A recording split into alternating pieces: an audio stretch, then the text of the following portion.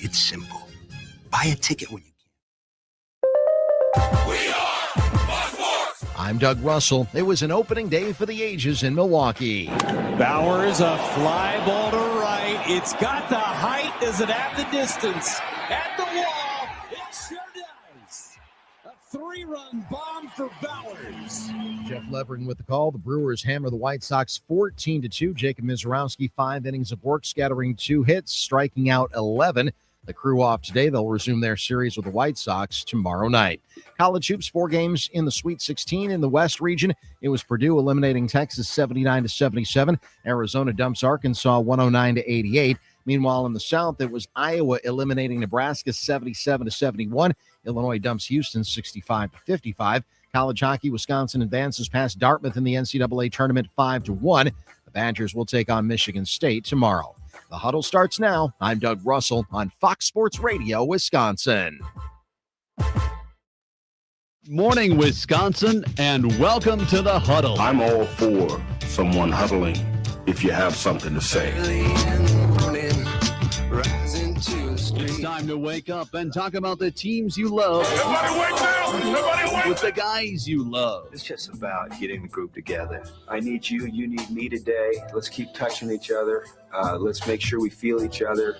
Let's make sure we smell each other's breath. Watch us on YouTube, Facebook, and X. You need 15 or 20 huddles to correlate with a number of cameras. Take the cameras off the field and there'll be no huddles. Now gather around because it's time to huddle up. West left slot, 323 wide stick on 1. Ready, Biller for blitz. If it looks like man coverage, I'll check. I'll go 200 yes. You got to cut and crack. Now cut and crack. Red, right, 18 Bob on 1. Ready, cut him and crack. If you look at this play, what we're trying to get is a seal here and a seal here and try to run this play in the alley. We're going to tackle what we got to do. All right? That's all the board got to do. Let's go out and kick the tape. All right? Hey, yo. 1, 2, 3. Keep doing what you're doing. Sit down now and make the play. Be right all the way outside. Wide, left, fake, 396 bag, B hand, C puck. Is that long enough for you? I want you to be proud of your profession. It's a great profession. Go out there and play this ball game like I know you can play it. With Drew Olson, Mythical, legendary figure. Bill Schmid, Oh, my God. This man's been out all night. and Armin Sarian. This is it. Don't get scared now. Sanchez, we ready? Fox Sports Radio Wisconsin is on the air.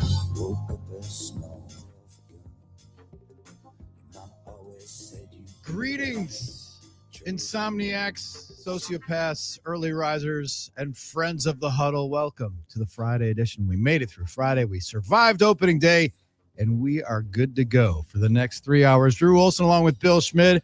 Very special guest in the producer's chair today in his lair, his natural habitat outside of the ballpark. Hunter Baumgart the fourth is with us. Hello, Hunter. Hello. This is it's kind of when I don't know, you haven't ridden a bike in a while and you're like, okay, this does, or maybe get in a car after you're on vacation, you haven't driven a car in a week and you're like, okay, that's over there, that's over here. I don't think I've been behind the board in a while, and I'm like, okay, this is that button. This so by about 10 minutes from now, I'm going to feel a lot more comfortable than I do right now. 10 minutes. Now that's impressive. It would have probably taken Armin 2.5 hours, but luckily we're best when we have a little bit of adversity, right? I mean, That's right. Pat Murphy said it yesterday. Sometimes you just have to get punched in the face to be able to perform. And you know what? Maybe we need 1 or 2 snafus, and then we'll be off and running here today on a first place Friday, boys. We're off and running. First place Friday. I like that. Come That on is now. How Not about bad. Not bad. Yes, opening day is over. It's in the books. It was quite successful. If you scripted opening day, outside of maybe the weather, when the weather took a turn for the tailgaters, like an hour before the game, we lost 15 degrees and the wind came and it got kind of ugly, started to drizzle a little bit.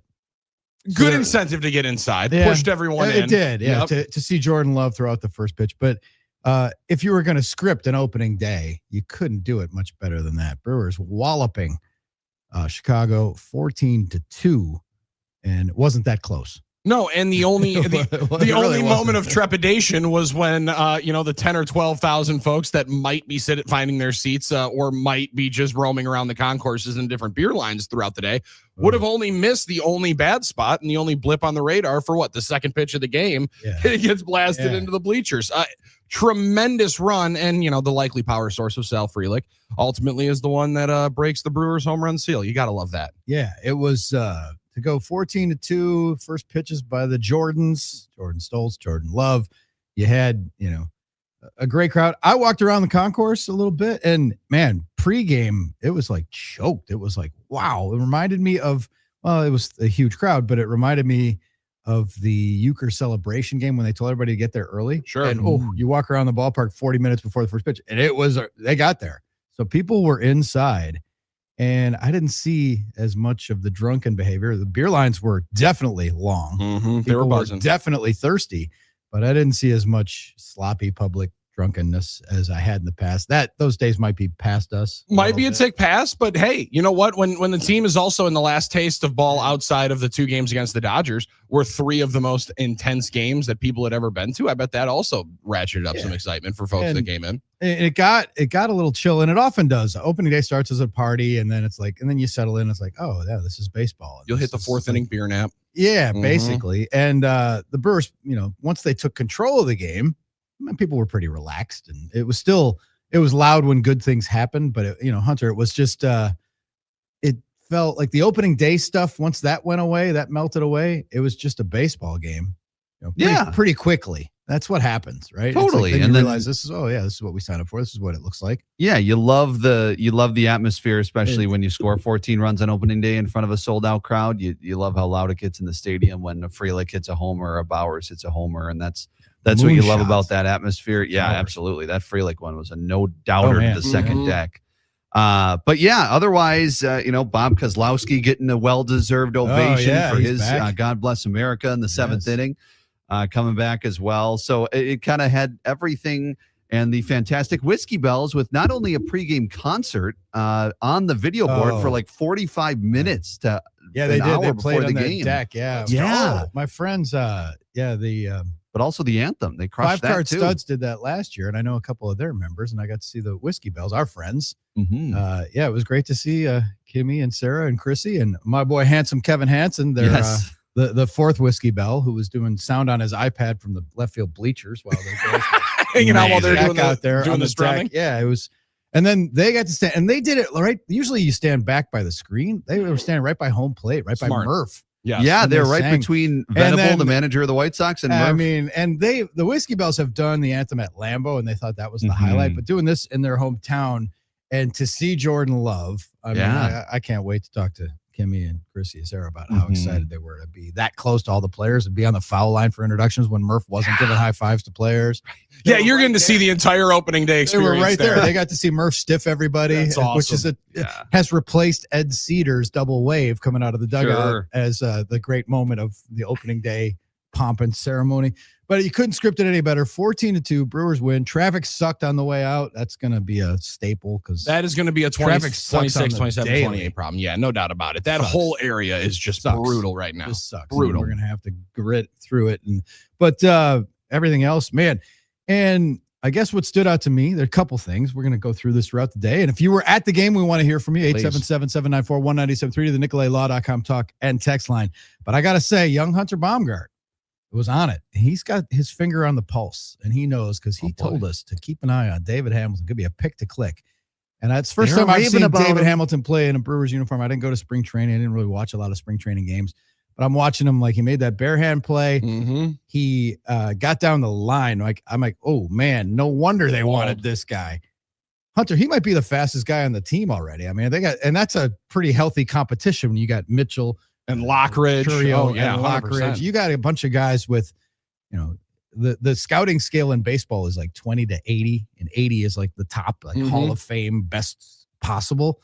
They got some guys with some 70 wheels or 75 wheels. And totally David Hamilton, like I saw him going on the line. I'm like, I didn't know he had that. A flash. Whoa. He's fast. Yeah. Kurt Hogan, the Journal Sentinels, said the Brewers may have gotten rid of the most brewer and Caleb Durbin with a more brewer in David Hamilton. And I think it's a great way to put it. He had the most quintessential Pat Murphy Brewer game yesterday. And when Murphy was asked after the game, like, is that kind of what you want to see from David Hamilton? It's like, yeah, kind of. Like, that's exactly what I thought he could be. And David Hamilton, after the game, literally said, like, I've struggled in my career thus far, but this is the type of player that I hope to be. And it sounds like the Brewers, again, and it's one game, but it's also spring training, and Murph is getting to know this guy. But it sounds like, again, they're pushing the right buttons to get the right things out of this guy. And yeah, you could see him getting some serious playing time as the year goes on. I was thinking that was Renjifo's spot pretty much locked and sealed. But when you get to see a little bit of that Hamilton play yesterday, it does make sense why they were so high on it and bullish. I mean, because Hunter was when he was in when you were out on vacation, Drew. David Hamilton took 5 days of whipping. Like, we'll be honest with you. I was looking at the numbers and looking at the entirety of his career and saying, I just don't see it. I love the fact that they hope and pray that he can be the reclamation project here. Well, like this move's all about Harrison and the other pitcher. Yeah. And he's the evening out throw-in guy. And I liked Murph saying it. He's like, credit to those guys for making sure that he was a part of the deal. Making sure that, because we lost a great one for what we want to do. And he totally does. It does appear they've found a guy that is going to fit even better into that exact mold of what they have to do. He credited the Bowers home run in part because of him hauling down the line, like you just mentioned. Yeah. That's just it, man. The stuff that you're doing there, he just fits the Brewers. Positional versatility, athleticism, just like, and then, happy with whatever role. I'm sure I don't know. Nice stash. Maybe Renjifo was like a little miffed that he didn't get to start opening day, but Brewers just the way Murph rolls with it. And it's funny because the Dodgers also won their opener. Meanwhile, back here among the Tire and Strip Club, they pounded Arizona like what 8-2 or something like that. 8-2, yeah. 8-2. Dodgers really beat the Dodgers, and now the Diamondbacks are better than the White Sox and whatever. But not according to Pat Murphy. I was thinking about it. Good baseball team over there. Okay. I was talking to a bunch of friends up in the press box, both connected with the Brewers and not, and before the game, and we were talking about the Brewers culture and that kind of secret sauce about how everything's just so smooth, and everybody who comes in, like the David Hamiltons, like, we welcome you're tired, you're poor, you're 5 ERAs, come here and come here, get right, and get paid. Get right, get paid. And we were talking just with the culture. And everybody talks about, Dodgers, they just go spend the money. But the Dodgers have a great culture. Mm-hmm. The fact that you can have those guys and keep those egos, and Dave Roberts doesn't get enough credit. It's completely different jobs, what Murph has and what Dave Roberts has, but they're both really good at setting that. You never hear about any internal sniping about the Dodgers. Like, look at most rock bands break up because, the drummer's mad that the guys who write the songs make more money and get a bigger bus and better chicks, and like it fractures, and you have these little riffs. It's always measuring contests. Always drama and inter-office chemistry problems and stuff. Dodgers don't have that. Brewers don't have that. Now, winning solves a lot of that stuff. For sure. But when adversity hits, and guys, you can't hide who you are. And when you spend that much time together, like if someone rubs you the wrong way, there's going to be some people you're close to, but if someone rubs you the wrong way, it's going to sit. It's going to linger a little bit. It's going to be like, those marriages that for 30 years he loaded the dishwasher wrong, and then one day I just was the breaking point, right? They avoided that. The Brewers have avoided that. Kudos to them. It's one game, but the idea that the Brewers are going to struggle this year, I look at that and I say, well, okay, they might be better. Like on paper, the lineup might be better. Because again, you forget how last year, the first 6, 7, 8 weeks of the season, they were kind of drifting. They were kind of lost. And then boom, Priester took hold and Durbin got in there and stabilized things. And they put up 14 runs, and Churio was, by the way, Churio's not going to play for hanging a couple out weeks. in a brace as he runs out. Yeah, remember their longest winning streak of the season at 14 was without Churio last year. And your best guy's on the bench, and you put up 14, your best offensive, your most important offensive, dynamic offensive guy. It's crazy. So a great start. Now we get to sit on it. They don't play again until Saturday, but we got hoops. Yeah, we hate that. Yeah. We got hoops though tonight. We got great hoops from last night. Some really good games. And luckily the ones that ended up being snoozers were after we were snoozing. But the other part on the Dodger and Brewer connection, Drew, the other thing is the player development is a massive part of it, right? Like if you watch how the Dodgers also acquire a number of these players, they do sign Kyle Tucker to the richest contract annually of all time. But they also go and acquire guys because they have players that people covet in their minor league system that they're churning out year in and year out. I mean, it always blows my mind that Yordan Alvarez could have been on that Dodgers roster if they wouldn't have flipped him to Houston a number of years ago. But being able to forecast the guys that are inside the clubhouse, getting better. They had so many young players that even if a couple don't mature and maturate at the same pace that you'd all hope, you have too many options and too many possibilities, it feels, for guys to have maybe not a 10 home run month like Bryce Terang did last year in his year, but you expect your internal development to be one of your best coups every single year. And that's the other part of the staff that, you know, Murph gets headlined for. It sounded like he was trying to give it a little bit more credit, but getting these players to be the best versions of themselves, that's not by accident with all of the guys that are on staff. Yeah, it's not just Murphy. Yeah, he definitely was.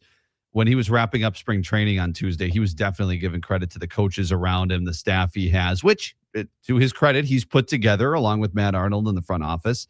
But also he, credits the Ivory Tower, Matt Arnold, and all of those folks and the scouts and everything like that, because it's ground up, and that's why the Dodgers are the best of both worlds, because they have really good people in their development, really good people in that department, but they also can go out and spend the money. The Brewers can't go out and spend the money, so they have to be really good at development, and they really are right now, and they're kind of in that golden age of developing. Yes, Terang's a first-round pick. Yes, Frelick's a first-round pick, and those are high talents, but you also have to get them from point A, which is getting drafted, to the major league level and performing at the major league level, and that's what the Brewers are really good at right now. And that was what they weren't very good at, Drew, for a long time. Yeah, no doubt.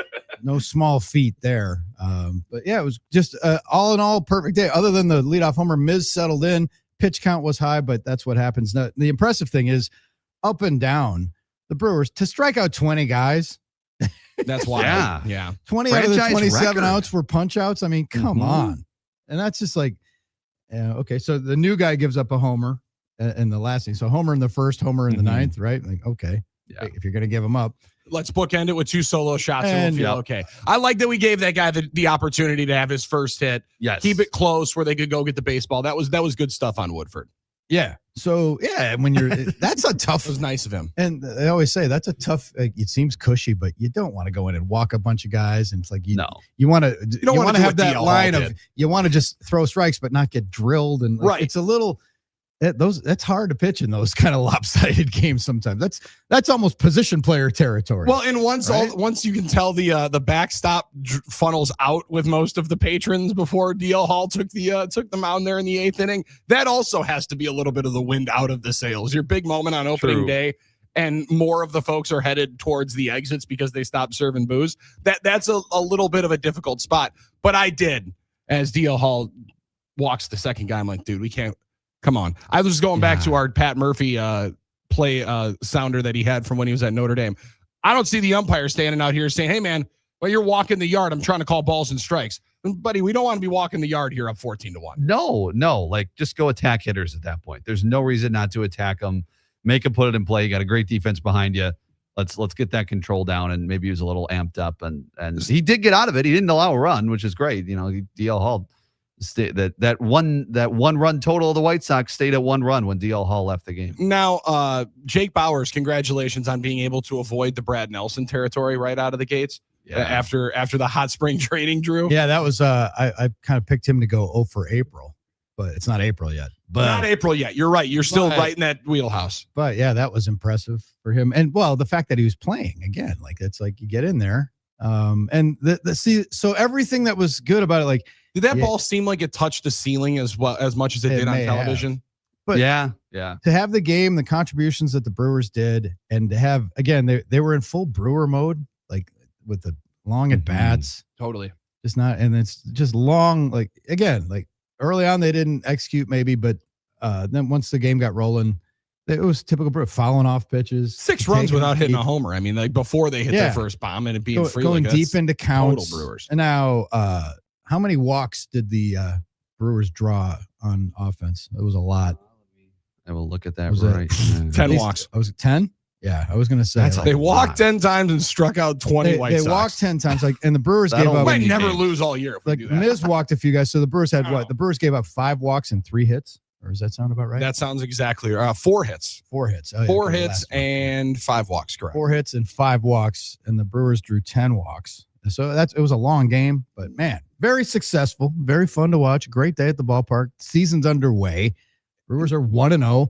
And might not lose. I mean, like it's telling you, as long as we went on the complete opposite end last year, Drew, when they lost 4 games and never felt like they were going to lose again, they had a guy strike out 11, shatter the franchise record, and it feels like the 8th thing on the byline because of how dominant the offense was. Yeah, absolutely. So interesting stuff abounds. We'll take your thoughts. 877-794-1973. Billy watched it at home with the boys, and I'm wondering, what was the presentation like on Brewers TV? Did you? Dude, it was good. It? Yeah, I really enjoyed it. Now I'm one of these weird nerdy score bug guys. I've always thought the MLB Network score bug was one of the cleanest looks in all of ball, and I love that that's the inclusion over here onto the right corner of it.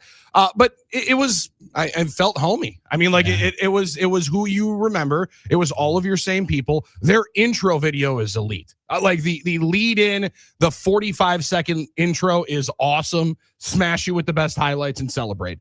And I mean, it's hard to not be happy watching Brewers TV when it gets to the point where Jeff and Rock are showing off their feet. You guys didn't get that part. And maybe when Rock comes on, we can ask him about that. Cause he wasn't super comfortable.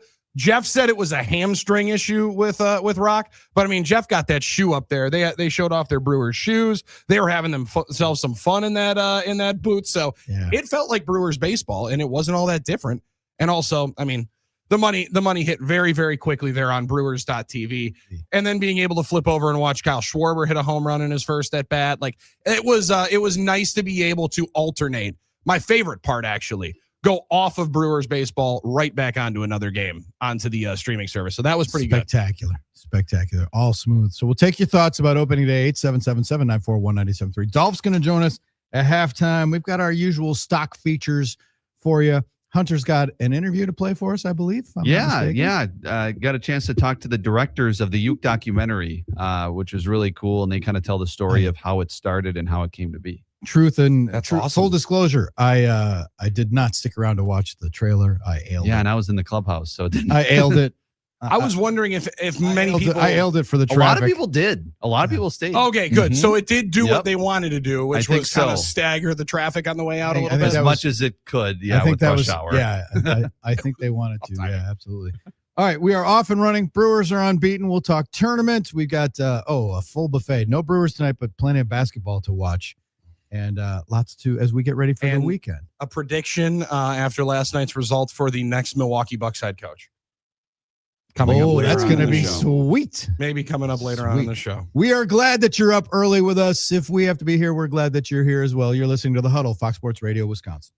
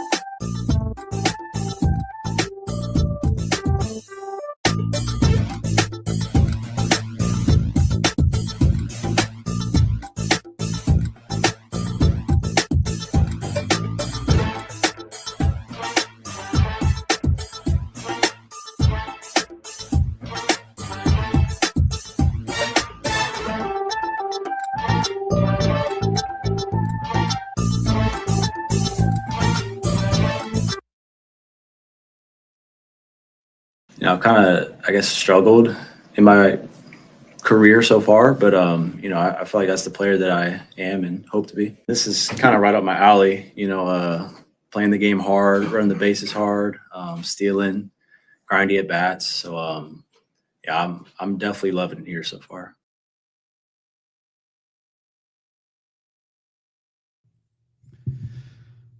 David Hamilton bringing us back. Hunter's pick to click. The guy who was drafted by the Brewers, sent to the Red Sox in a trade, Hunter Renfroe trade, if I'm not mistaken. Yes, back. I believe so. Yeah. Also, Murph's pick to click. It told us that was the quantum leap candidate for 2026. Well, he's fitting right in with the Brewers. We hit on the early. Bryce Terang quantum leap, right? Yeah. Well, and Terang's leap is going to be this year from the World Baseball Classic and propel him to the status where he's in consideration for all-star berths and things like that. So I think he opened some eyes. He's going to be hard to miss now. He made some fans, no doubt. Brewers winning their opener 14-2. We want to hear from you on the NicoletLaw.com talk and text line 877-794-1973. Were you there? If you watched it, I want to know what you thought about Brewers TV, their inaugural mission. I talked to our pals, Tim O'Driscoll I talked to, but Tim Dillard. Arrowhead legend. Tim Dillard. We talked to Dilly, and I talked to Craig Kashan. And I'm like, is Brewers Live at Nelly's Corner? It was before the game. They're like, oh, we're doing an hour on the field. Like, we don't know how it's going to go. We'll see. And then they did the post game from on the field as well. I think that's kind of a new mix, a new thing. And they were like, oh, we're not sure. We're going to just roll with it and see. And it seemed like everything worked for them. So did everybody find it on their provider? Like, I think everybody was able to navigate. Were announced on opening day. Imagine that. We had a bit of a jump on that. We knew it was going to be 308 and 1308 on your Spectrum guide. Yeah, and I also liked Jeff Levering. Now, he was talking after we were done with our friends Scott and Shannon, and Scott had him on, and even Lev's like, yeah, I don't know what the great national mystery was. Like, I don't know why we had to wait until the moment of opening day. He's like, I'm glad it wasn't like an hour before first pitch, like when the broadcast started. But yeah, it ended up firing. Now, this one was also Fox 6. Like, this was also broadcasted over the air. So the real big question will end up being, how does it end up happening on Saturday night when somebody was watching it on terrestrial, being like, oh, this is amazing. Or that first Apple game when you can't find it at all. It's like, what the hell? Well, or when it's on Big Fox, or sometimes they do it on FS1 on Saturday nights. Right. So the Saturday is always a little bit of a question. The Apple broadcast, I wish would just completely go away outside of their 8K cameers. I wish their cameras were broadcasting every game. Yeah. And then everything else that was part of the Apple broadcast would just go. Anytime you get in such a rhythm, and that's the thing about baseball, you get so comfortable with your local presentation that anything that's a wrinkle is like, what the hell are we doing here? Come on. That's why people hate the playoff broadcast. People hate the national guys that don't know their team as well, or if they one thing wrong. Yeah, and I mean, people joke about it, and I think Joe Buck will ultimately, now that he's only calling football, he has probably felt like it's mellowed out on the people that say, why do you hate this team? Yeah. Because when you do call and you have 160, you have 6 months of somebody celebrating with you. And then the first time Michael Bush walks into the batter's box at American Family Field in game 1, like Murph said, it felt like he had 6 leadoff home runs in that 5-game series. He really did. And the guy's losing his mind. You're like, come on, we can't be having this. I can't be listening to Trisha Whitaker gushing over Craig Counsell in the other batter's box. I'm waiting for Sophia to give us a report. So the comfortability was nice to be able to get that yesterday. I'm very, very happy that Craig Kashan is still a part of the entire unit, though. Because I don't know that Brewers broadcasts would be the same without the backbone of Craig Kashan, who is just, you want to talk about the consistent ones. Him and Rock have been there for the longest, and he has served every single hat in that broadcast. So he throws whatever one on that perfectly jacked up body. Craig Kashan's going to figure it out. There you go. 877-794-1973. So when Miz gave up the home run, it was a flashback because last year Freddie Peralta gave up a home run. First batter of the season was Austin Wells, and the Brewers went on to win 97 games. So there you go. There's tradition upheld. And then it was like, then the next day, didn't Cortez give up 4 home runs in a span of 5 batters? Yeah, and did he get out of the first inning? I think he might have. I think he might have gotten Skeensed. I think he might have. I think he might have gotten Paul Skeensed, who apparently sucks now, right? I mean, he's so. The World Baseball Classic hangover might be real. You never know. If we go on overreactions on opening day, the tough one's going to be that Paul Skeens is never going to win another game as he doesn't make it out of the first inning. And I think Cortez pitched 2 full. Okay, he did get out. He did get 2 full. So I mean, Skeens has like a 67 ERA. After yesterday, and Cortez, it felt like was the worst pitcher of all time. Cortez gave up 4 homers in a 5-batter span and 5 homers in 2 innings. That was the torpedo bat. That was the torpedo bat game. That was when it really hit a different level. Yankees went deep on the first 3 pitches of the game. That's right.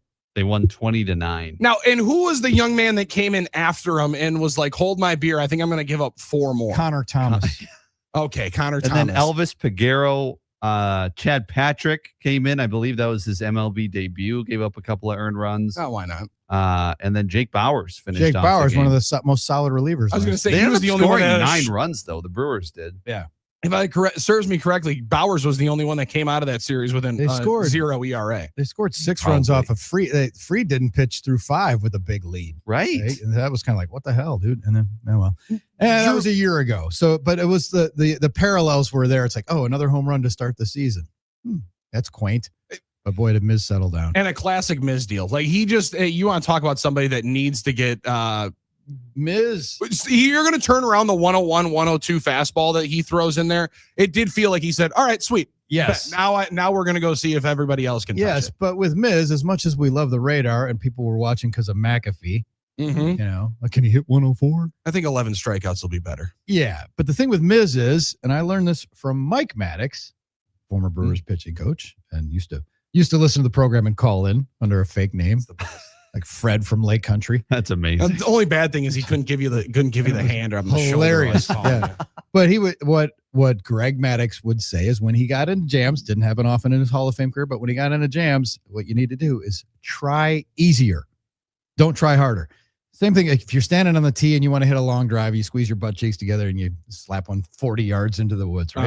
Not great. Don't hit in the woods. Hit in the woods. You need to try easier. And with Miz, I like him at 97, 98, 99 when he's putting it where he wants to, as opposed to 101 where he's not as much, right? So it did seem like I don't know if it was conscious or not, or if he was just like, the adrenaline, whatever, but he seems more as effective in the high 90s as he does when he's, yeah, his 99 tickling 101 is great and all, but what's more effective? And isn't that one of the biggest things you have to learn, right? And like to be able to control your emotion I don't that know. way? I don't look at the lab and spin rates. It's a question for Wags or something, but does he get, with the slight reduction in velocity, does he get more movement? That's a great question. That's a great question. That is. Because the 97 or 95 mile an hour slider is still going to be disgusting. It's still going to be a wipeout, but it's just with his fastball. He's fastball dominant, and it just like, and when he gets in a jam, like, you don't need to throw 101. You can get guys out at 98. Yeah.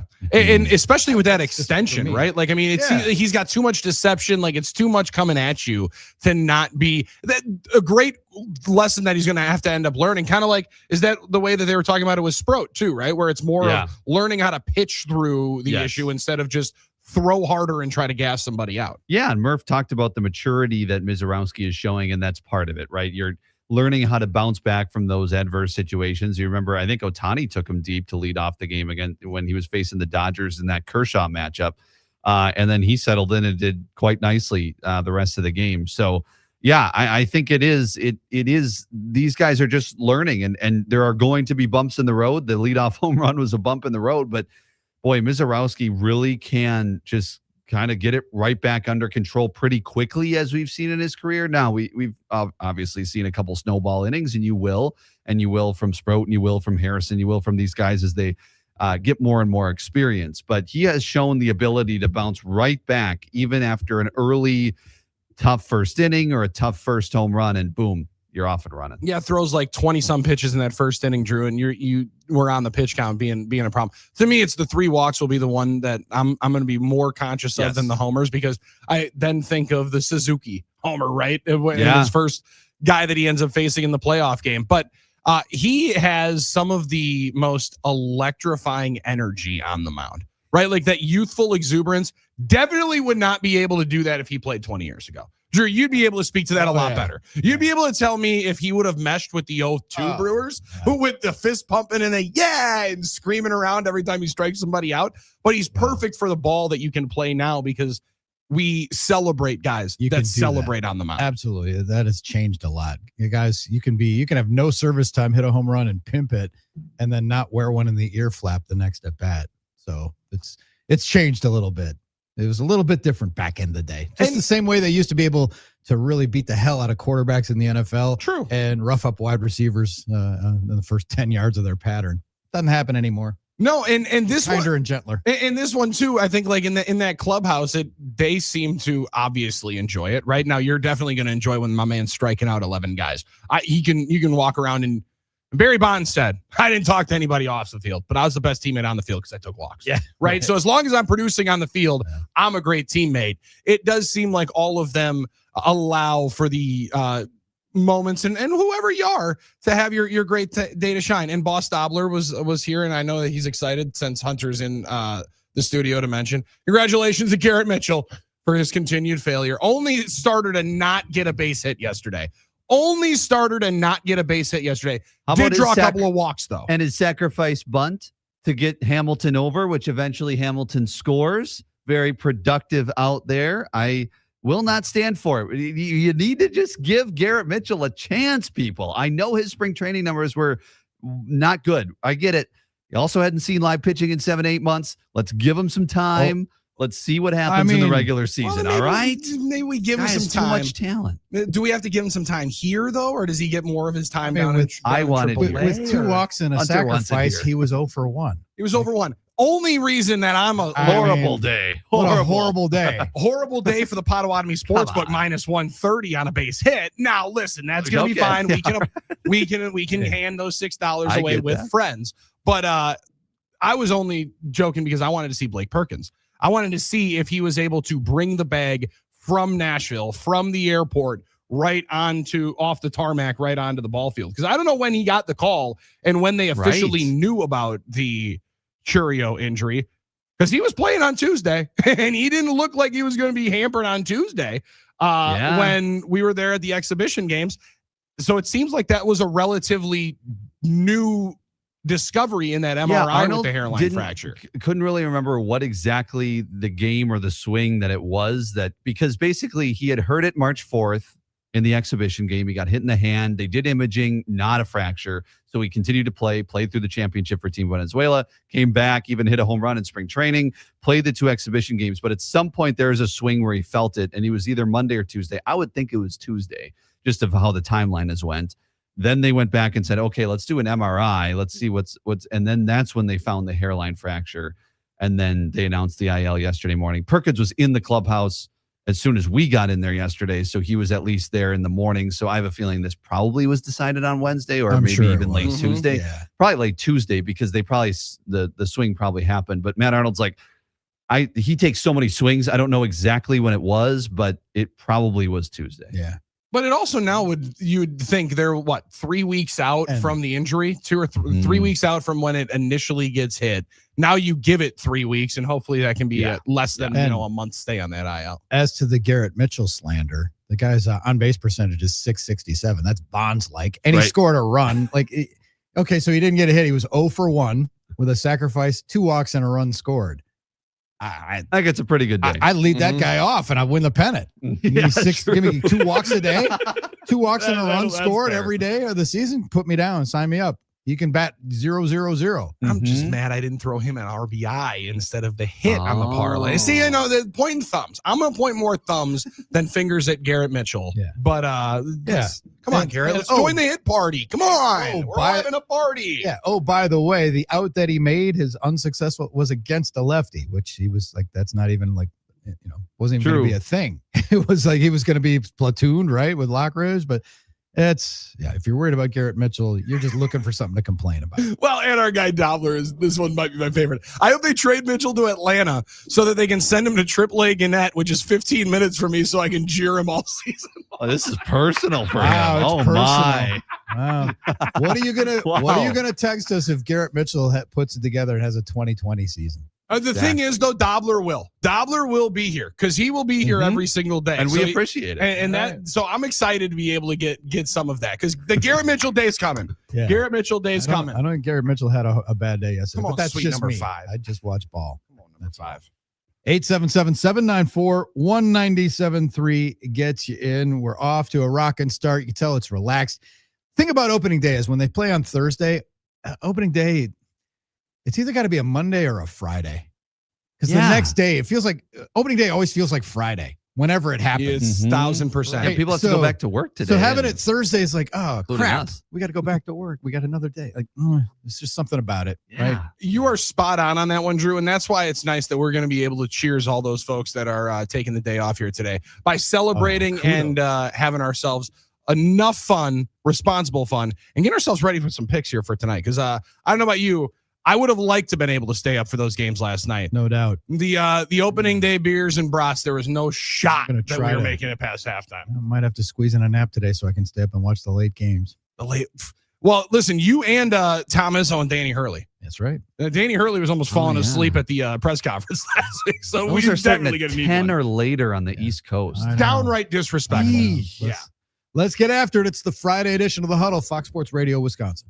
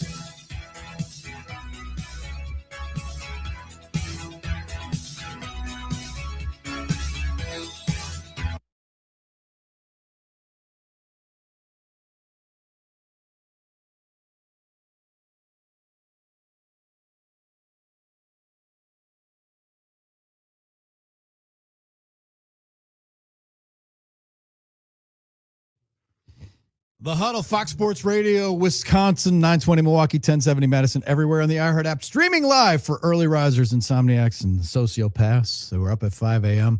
Facebook, YouTube, and X. Drew, Billy, Hunter in for Armin today, our furry little Armenian. Given what's happened here at our operation in the last, 6-8 months, you don't need to panic. Armin's just in Vegas. Yes. What happened to Armin? He's just on vacation. When somebody's gone, everybody's like, what happened? Not just, it's okay. He'll be back on Monday. We graced him with some vacation. Yeah, we let him. He's going to be some. gone in a couple more weeks. He's going back to Vegas with his wife. So, well, I mean, listen, if he keeps taking these runs on the craps table, they're going to bring the jet out to fly him back. First time playing craps. Watch out. He hit a hot streak there. He rolled they say he rolled 5 points. Now, in the game before you hit that 7, that's a hell of a run that you're having. So, and it's funny too, because Armin, who's becoming quite the local, regular visitor at Potawatomi Sportsbook, he generally goes to Potawatomi to make his sports investments and to hit the free soda. Free soda is his favorite stop. Yes. But now that he's been exposed to craps, he's going to start availing himself of other parts of that facility. Yeah, listen, once you get a little bit of a taste, it's hard to not want to go and see that bubble craps. Then he's going to all of a sudden go, wait, I can have this individual one where I never have to stop and I don't have to let somebody else roll since I'm going to be so much better at it. Yeah, you're right, Drew. You get that feeling. That craps table rush is a different level of adrenaline, and that's a hard one to put away. But it also did feel like they, from what I saw, the boys had themselves a little Papa Shot contest yesterday. Now, I don't know what Armin's level of accuracy in Papa Shot is, but I got to think if there's anybody that's going to get the most shots up in his 30 seconds, Armin's going to have such active hands that he's going to throw the ball up a number of times. Whether it goes in, that's by the grace of God, I think, more or not. I think that's the Armin Sarian story. Exuberance compensating for a lack of athleticism. That's the title of the book. That's the that's the byline. Or the documentary that he wanted that he was athleticism asking for. Yes. Hit us up, NicoletLaw.com, talking text line 877-794-1973. Hunter is in. He'll be answering your calls if you do call us. But otherwise, just make your comments. Feel free on any of the streams or the NicoletLaw.com talk and text line. What were the how was the energy for the first pitches? What was the excitement level once pretty good Jordan pop Love for got Jordan in there? Love. Yes. And the Olympian, Jordan Stoltz too, but Love got a noticeable pop, and they played the Go Pack Go little jingle. Yes. Hard to top that. That got the whole stadium. That got Jordan Love pumped up go. as he's walking off the mound. They're playing that. And he's like, yeah, let's go. Okay, Pack. that's what I like to hear. You know, he's standing on the grass. He's in a stadium full of people looking at him, and it's like, hey, that probably felt something like Pavlovian triggered in him. Like, let's go. Well, in the fifth grade, Bill was very, very excited to see him rocking the cargo khaki pants. That means that I can also start rocking the cargo khaki pants. No more again. embargo the cargo. Hey, you want to talk about coming back? Things are coming back. If Jordan Love's wearing it, that means it's cool. And that means that you're going to be seeing your boy back into the cargo pants, maybe even tonight at the Admirals game. I mean, that's a cargo good thing pants, for me to learn. I mean, somebody can bring back the jorts. I mean, come on.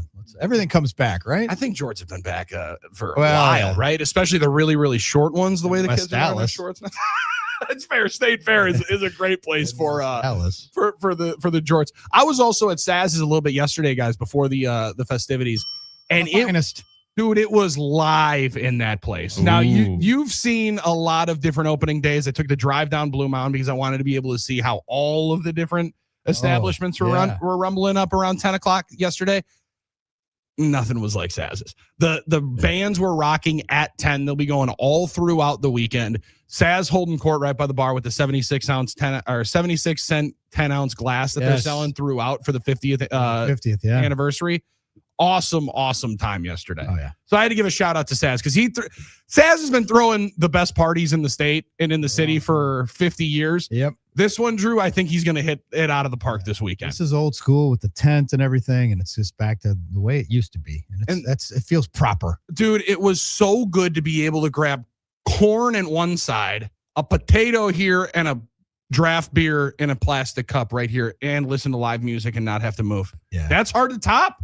Talk about being all the way back. That was a good spot. All the way back. This weekend, tonight, they're going to have the world's largest Friday fish fry. So I'll enjoy the rye bread, but it's going to be a buzzing atmosphere out there tonight. Giddy up. Badger hockey advancing. Moving on. Yeah. Moving Take on. that, Dartmouth. Badger Very women's excited for that. basketball moving on to the semifinals of the How about WBIT as that? well. Yeah, we're rolling along. Got some Admirals games rolling forward this weekend. Big games for the Admirals. Big game at the rink tonight. A pair this weekend. You can see me tonight as well as tomorrow with Billy's gonna do his hits in sign language tonight on the scoreboard. So go to the Admirals game and watch Billy tonight. It's gonna be amazing. All right, first hour is in the books. Dolph joins us in about a half hour. It's the Huddle, Fox Sports Radio, Wisconsin.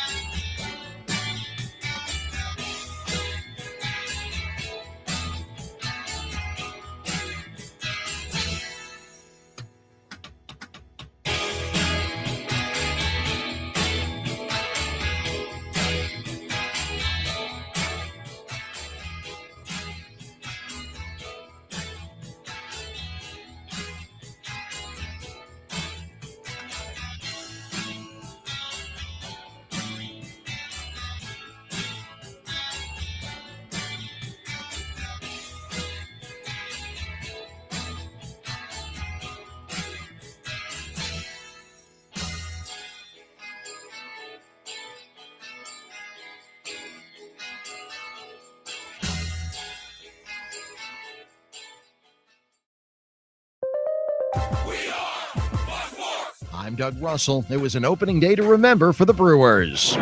Sal Frelick, swing and a drive, and out of here. Number one for Sal. Jeff Levering on the play-by-play. The Brewers hammer the White Sox 14-2. Jacob Mizorowski, 5 innings of work, scattering 2 hits, striking out 11. The Crew off today. They'll resume their series with Chicago tomorrow night. College hockey, Wisconsin advances past Dartmouth in the NCAA tournament 5-1. They'll play Michigan State tomorrow. College hoops, 4 games in the Sweet 16, a big night for the Big Ten.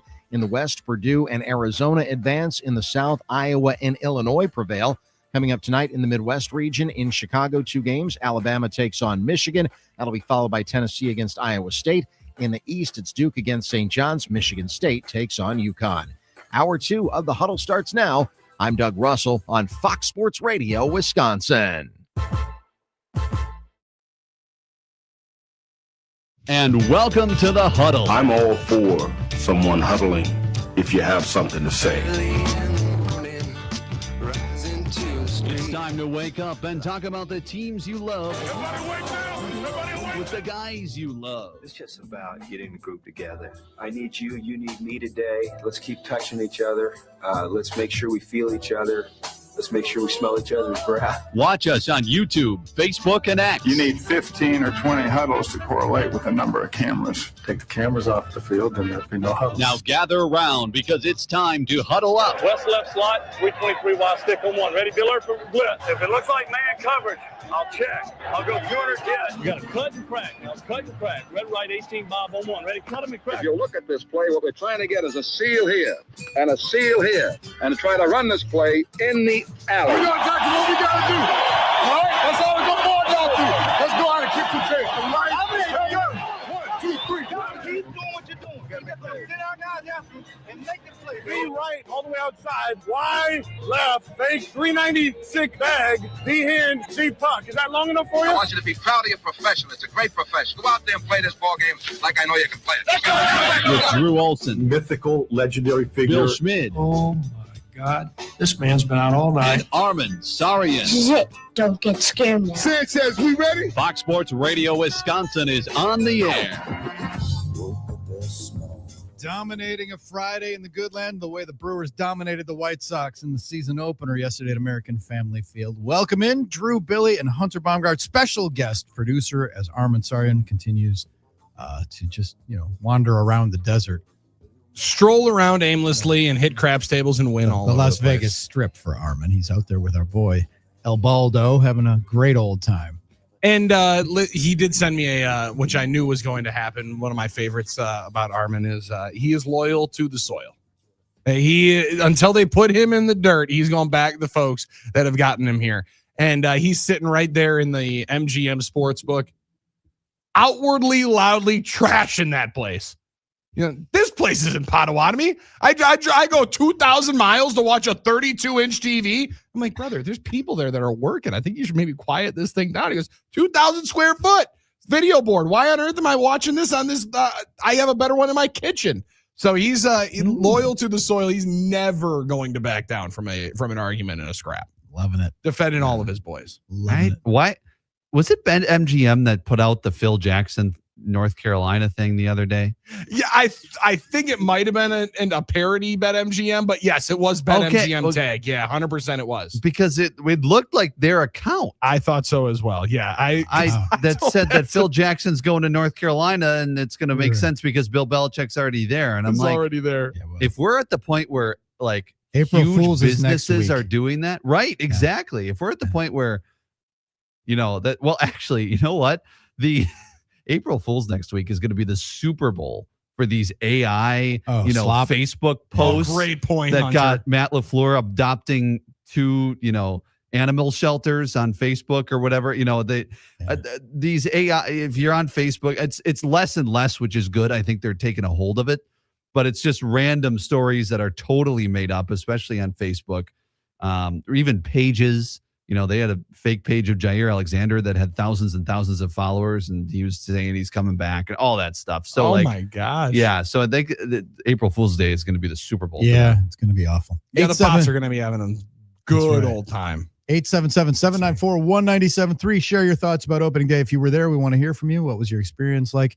If you watched it, your first early reviews of the first inaugural mission for Brewers TV, which is going to be our summer companion. Which is going to be our backdrop for the entire year. Hunter, you're right. It definitely was the BetMGM account. It was the actual account. Somebody might have hacked them because they've already deleted the post. So it was up for hours. It was up for a while, so it definitely was their account. Sorry, Drew, I apologize. But I was on that investigative track, and I was like, I gotta make sure that I'm correct here. That was their account. You're just right. to check myself, it's not a work that Will Wade is leaving North Carolina State after 1 year to go back to LSU, where he left them with a show cause penalty.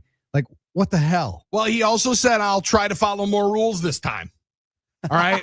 Buddha, I'll try to follow more rules. North Carolina State AD did not seem very happy. So now the Wolfpack has a coaching search going on. At the same time, there's one in Chapel Hill. Yeah.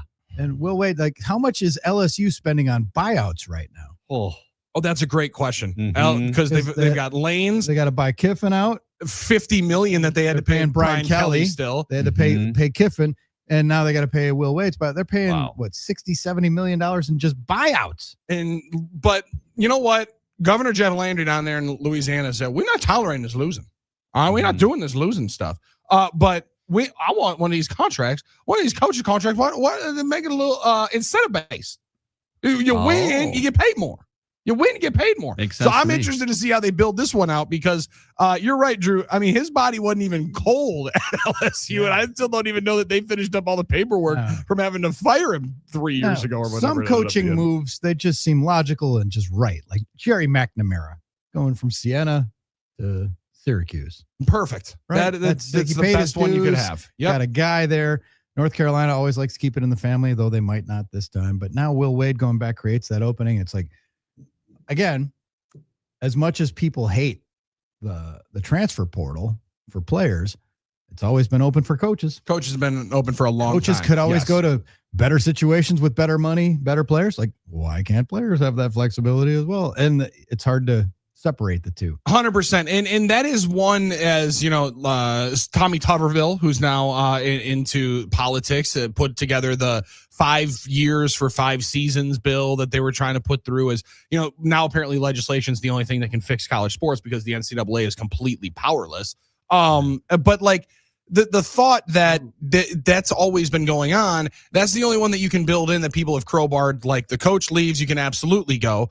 But they've always been able to do whatever move has been more advantageous for them. Now, as long as there's buyouts on both sides, Drew, I don't know what on earth the difference totally could be. I don't know like what argument you could make that there's a real difference between them. It was always, now there's people that want to go back to, you can transfer once unless your coach leaves and then you get a free, get out of jail free card and you can go somewhere. And then I saw somebody circulating the idea of the reward, making it an incentive that if you go to an institution and you play for 4 years, you get a 5th year of eligibility at the same institution. Like you get that. You get an additional one. To incentivize people to stay at a place for 4 years, we're going to give you another year to make. And if you're making a good scratch, that's not a bad deal. No, not at all. And it's like you need a CBA in college sports that lays all this stuff out and this makes everything, by the book and salary cap. It's a pro sport now, right? Totally is. I was joking about it. We talked about it on the show the other day. All these coaches and stuff. It used to be, and I don't know when it fell off the landscape, but it used to be coaches like going back to Bob Knight and the guys.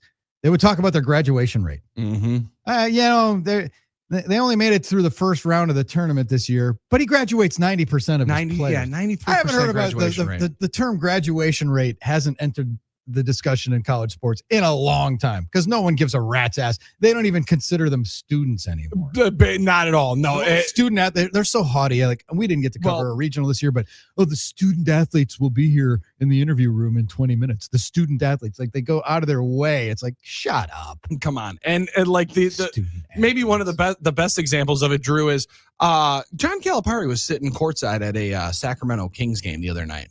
What that tells me is Arkansas didn't fly back to Little Rock after they went to Portland. They said, you know what? We're going to be in San Jose. We're going to have to play on Thursday. We might as well camp out in here. That's what the Badgers were going to do. Yeah, hang out here. Well, don't we have class?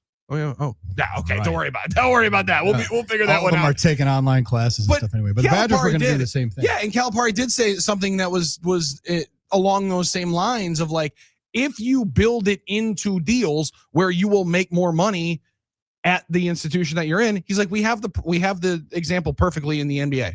It's a bird right situation. You can get more money into NIL and more into the clearinghouse if you stay at the certain institution. Had a couple of long conversations yesterday about baseball because you're at opening day, you're excited, and then you think, well, I wonder if there'll be an opening day next year. You hate to be the negative Nelly, the wet blanket, but with the storm clouds a brewing, it's a conversation though. Yeah, it's a conversation. And there are those who think, well, they'll get around to it eventually, but we might miss the first month or two of the season next year. That would suck. It'd be brutal. Right? It wouldn't make any sense. They're working on it now, but we always know deadlines spur actions. Hunter, we talked about it with Dennis Krause on the Spectrum Roundtable Brewers preview show that we did that aired last night. Hope everybody enjoyed it. Hopefully.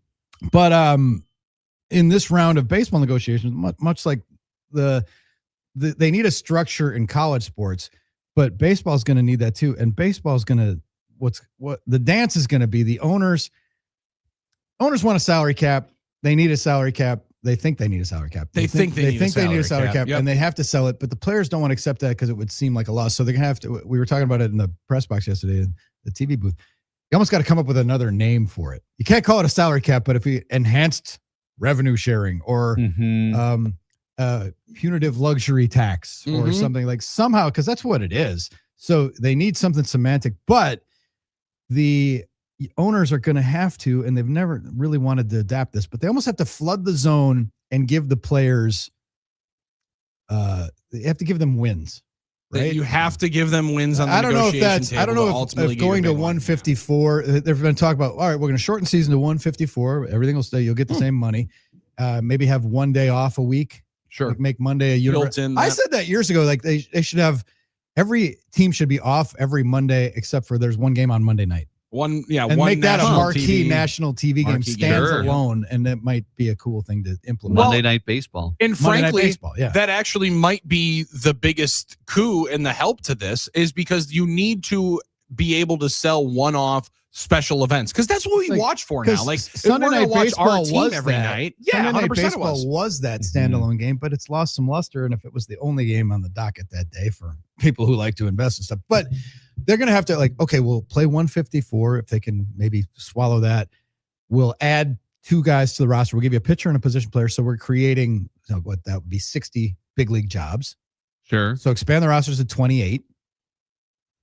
Double the minimum salary. We were joking yesterday because when I started covering the Brewers, the minimum salary was $109,000. Now it's $770, but it's still low. It's lower than the NFL. Yeah, definitely is. So and they could go to every day. Go to like $1.4 million on the minimum salary, and the rank and file guys who are not the Shoheis of the world, and they might be like, well, this is sounding pretty good. Yeah, it's hard to pass up. You got to give them wins. They're gonna have to make concessions. In order to get the big thing through. And then what is now salary cap also comes with a floor.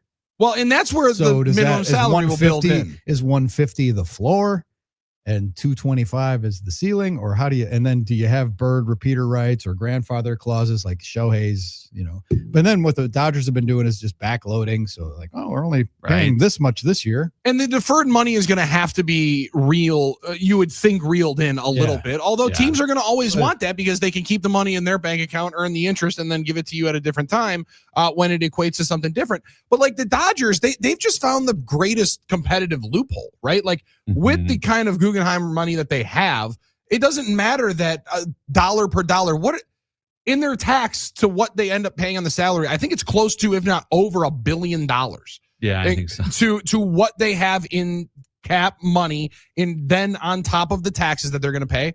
But if it's just money, like who cares? That they're already bringing in so much cash with every Shohei jersey they're selling over in Japan, and every endorsement deal, and everybody wearing a Dodger cap in Asia because of the 2 stars that they have there as well as everywhere around here because they're the best team around. Like, so when it's only money as your competitive issues, then it becomes, well, we have more, we'll see it. The real problem is, and I don't know exactly what the unintended consequences would be. People much smarter than I can look for and need to forecast that. But like the NBA, they went through on the salary cap, of trying to rein in the massive amounts of luxury tax the teams are paying, right? When whatever the Golden State Warriors luxury tax was when they won the title.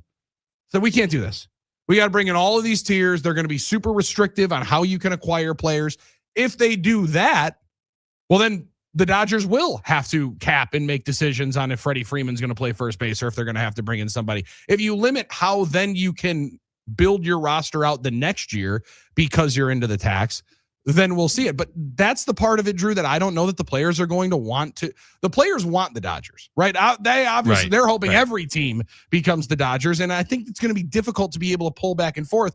What they seem like they did in this past CBA, they kind of eliminated a lot of the middle class in baseball, right? Like the Neil Walkers of the world who made $6 million to hit 260. They're like, well, we'll see if this kid can hit 245 and we'll pay him $750 grand and it'll be a lot easier. I'm wondering how that will balance out, but you raise the maybe the minimum for a rookie. They build out a salary cap structure. There's a ton that they have to do.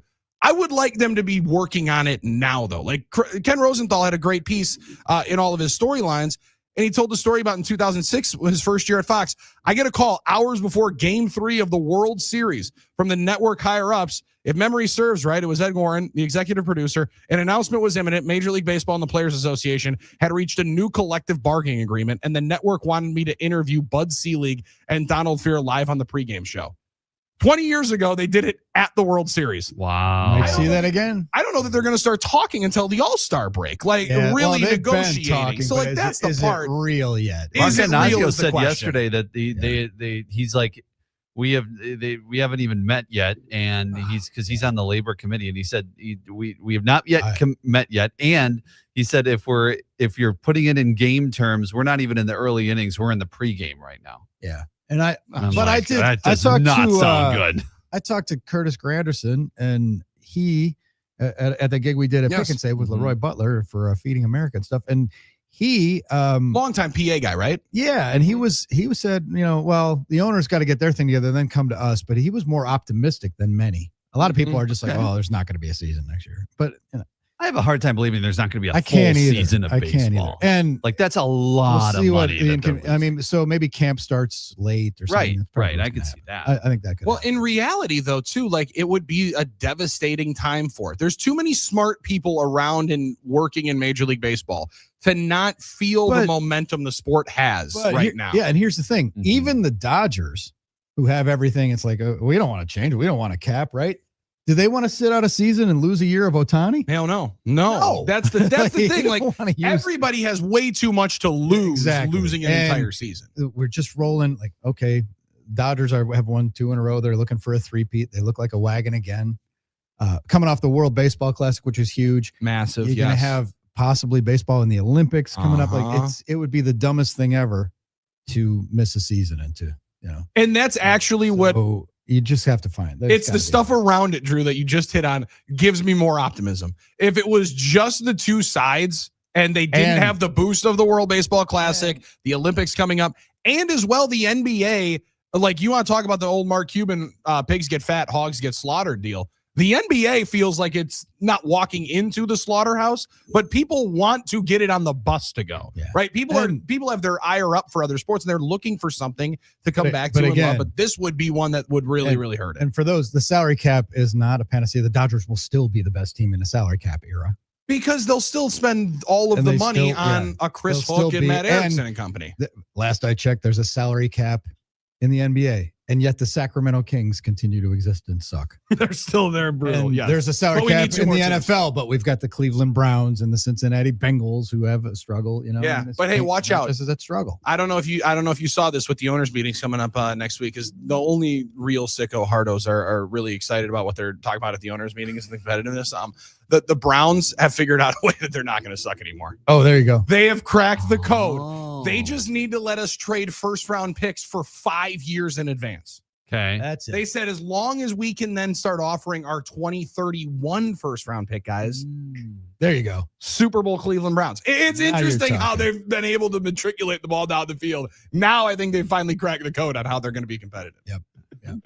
Hey, Billy, who's hot and who's not, brought to us by Donovan Jorgensen Heating and Cooling. It was like we needed everything yesterday. It started out the pregame, like was beautiful. The morning was beautiful. Then it was cold. Yes. We're in this kind of season where we're in between. Like, do I turn the furnace off? You don't need air conditioning yet. You won't for a while. But the furnace, we're in this kind of in between season. But this is the season to think about heating and cooling. Yeah, it's also the season to make sure that it's ripe for the summer. And the best way to do it is with the longest and largest employee-owned company in the state of Wisconsin, Donovan Jorgensen. Now, is it, you know what, I'm not even going to say, I'm not going to put Garrett Mitchell in the not category. Okay. As the only don't. Brewer starter to not have a base hit. I'm just going to say Jacob Mizorowski is hot. Breaks the franchise record for strikeouts on opening day, set by Freddie Peralta last year in New York. Yes. With 8, and then Sheeter was on there as well, I think, with 8 back in the day, correct? Or he was at 7 or 8 right there. Miz blows by all of the strikeout props at the Potawatomi Sportsbook yesterday. Hits to 11 on 94 pitches, was electrifying. Give up a 1 bomb, you have to. But also in the hot variety, some people were very, very excited. I don't know if you had a lead in on this, Hunter. Did we know William Contreras was going to let the hair down now? They're selling the Wild Bill t-shirts. I already acquired the Wild Bill t-shirt because it feels like one that I definitely have to have. I think long-haired Wild Bill is something Milwaukee desperately needs. That was hilarious yesterday. I don't know if that is only an opening day deal for Wild Bill, but we need to get that answer because that was definitely a hot decision. I'm fascinated to see because I'm like, oh, is he like, I didn't know if he was maybe wearing something under his helmet or I'm like, no, he's wearing his hair down. He's wearing his hair down for 2026, and we'll see if it continues on Saturday night. Who's not Matthew Boyd? Welcome back. Glad that was able to transpire yesterday at Wrigley Field. Wind blowing in, didn't matter. Nationals put up 10, 3 2/3, 6 runs, all earned on 6 hits, 1 walk, 7 strikeouts for Matthew Boyd, but he got pummeled just like he did in game 1 of the wild card round or the divisional round. And also, who's not? We mentioned it a little earlier. American hero Paul Skeens does not get out of the first inning yesterday, Drew. Now, we talked about our no run in the first inning bet. Yeah. Well, you thought, all right, Freddie Peralta, first start in New York. He is about to dominate. Gives up a bomb in the first inning. That bet goes out the window. He did give up 4, went 5, got the win thanks to Paul Skeens giving up 5 earnies, 2 walks, a triple, a double, a hit batsman, 4 hits, 37 pitches, 2 outs, and a 67.5 earned run average for the Cy Young Award winner. Definitely aided by O'Neal Cruz misplaying 2 balls in the outfield. That was, was he trying to get himself into like the Savannah Bananas? Maybe. Because it almost looked like Hunter, he was setting up to do the backflip catch. Yeah. Because he was measuring it up. He was like right underneath it, and then he just, Roger Dorn was proud of that Olay of the base. Foot or 2 to his right. The ball just falls. And it's like, boy, that's yep. The Pirates are still I cannot believe that some projections of the Pirates and Brewers at the same amount of wins. Like, who knows what happens in a baseball season, but come exactly. On. Yeah, I know they got a nice pitching staff, but they do have to play it with all 9 players. They on the do. Field. They do. Freddie Peralta only went 5 innings in his Mets debut. You mentioned 6 hits, second homer or second batter of the game with a homer. Tater bomb too. No walks, 7 strikeouts, but 80 pitches in 5 innings for Freddie. That's not horrible. He could have gone to 6, but then they ate up the next 3 innings with Tobias Myers. They doubled it up with the Brew Crew. They said, excuse me. I did not see that. They said, we are unleashing both arms that we got from the Brewers because we need to figure this thing out. First 8 innings of that Mets victory were covered by ex-Brewers. Oh, that's wild. That's awesome. Final one of who's hot, who's not. Who's hot? ASL night tonight at the Milwaukee Admirals game. Henderson Silver Knights in town for a back-to-back. MilwaukeeAdmirals.com. Celebrating the Weisblatt family, who the Admirals have now had Oasis as well as Ozzy, and they grew up with deaf parents and had to sign as their first language, celebrating it as a player that's on the team. That's really, really good stuff. I was talking to Wojo and some of the people from the Admirals yesterday. Very, very excited for the American Sign Language community that's going to be able to celebrate some hockey tonight. And Drew, I've learned a couple things other than just the 1 finger salute that I had learned. There you go. Way back in the day. So I now can do things beyond giving other drivers the bird. And all of a sudden I was not happy that my son picked that one up yesterday, but we're just going to forget that one. And I told him that you just got to turn that one around, buddy. And then it's a lot better. Work in progress. Hey, when we come back, Scott Dolphin's going to join us. We'll see if Dolph eats the sinker because Billy brought in some Glazers to celebrate the Brewers opening day victory. Brewers hit the sinker. We got to hit some too. Absolutely. It's the Huddle, Fox Sports Radio, Wisconsin.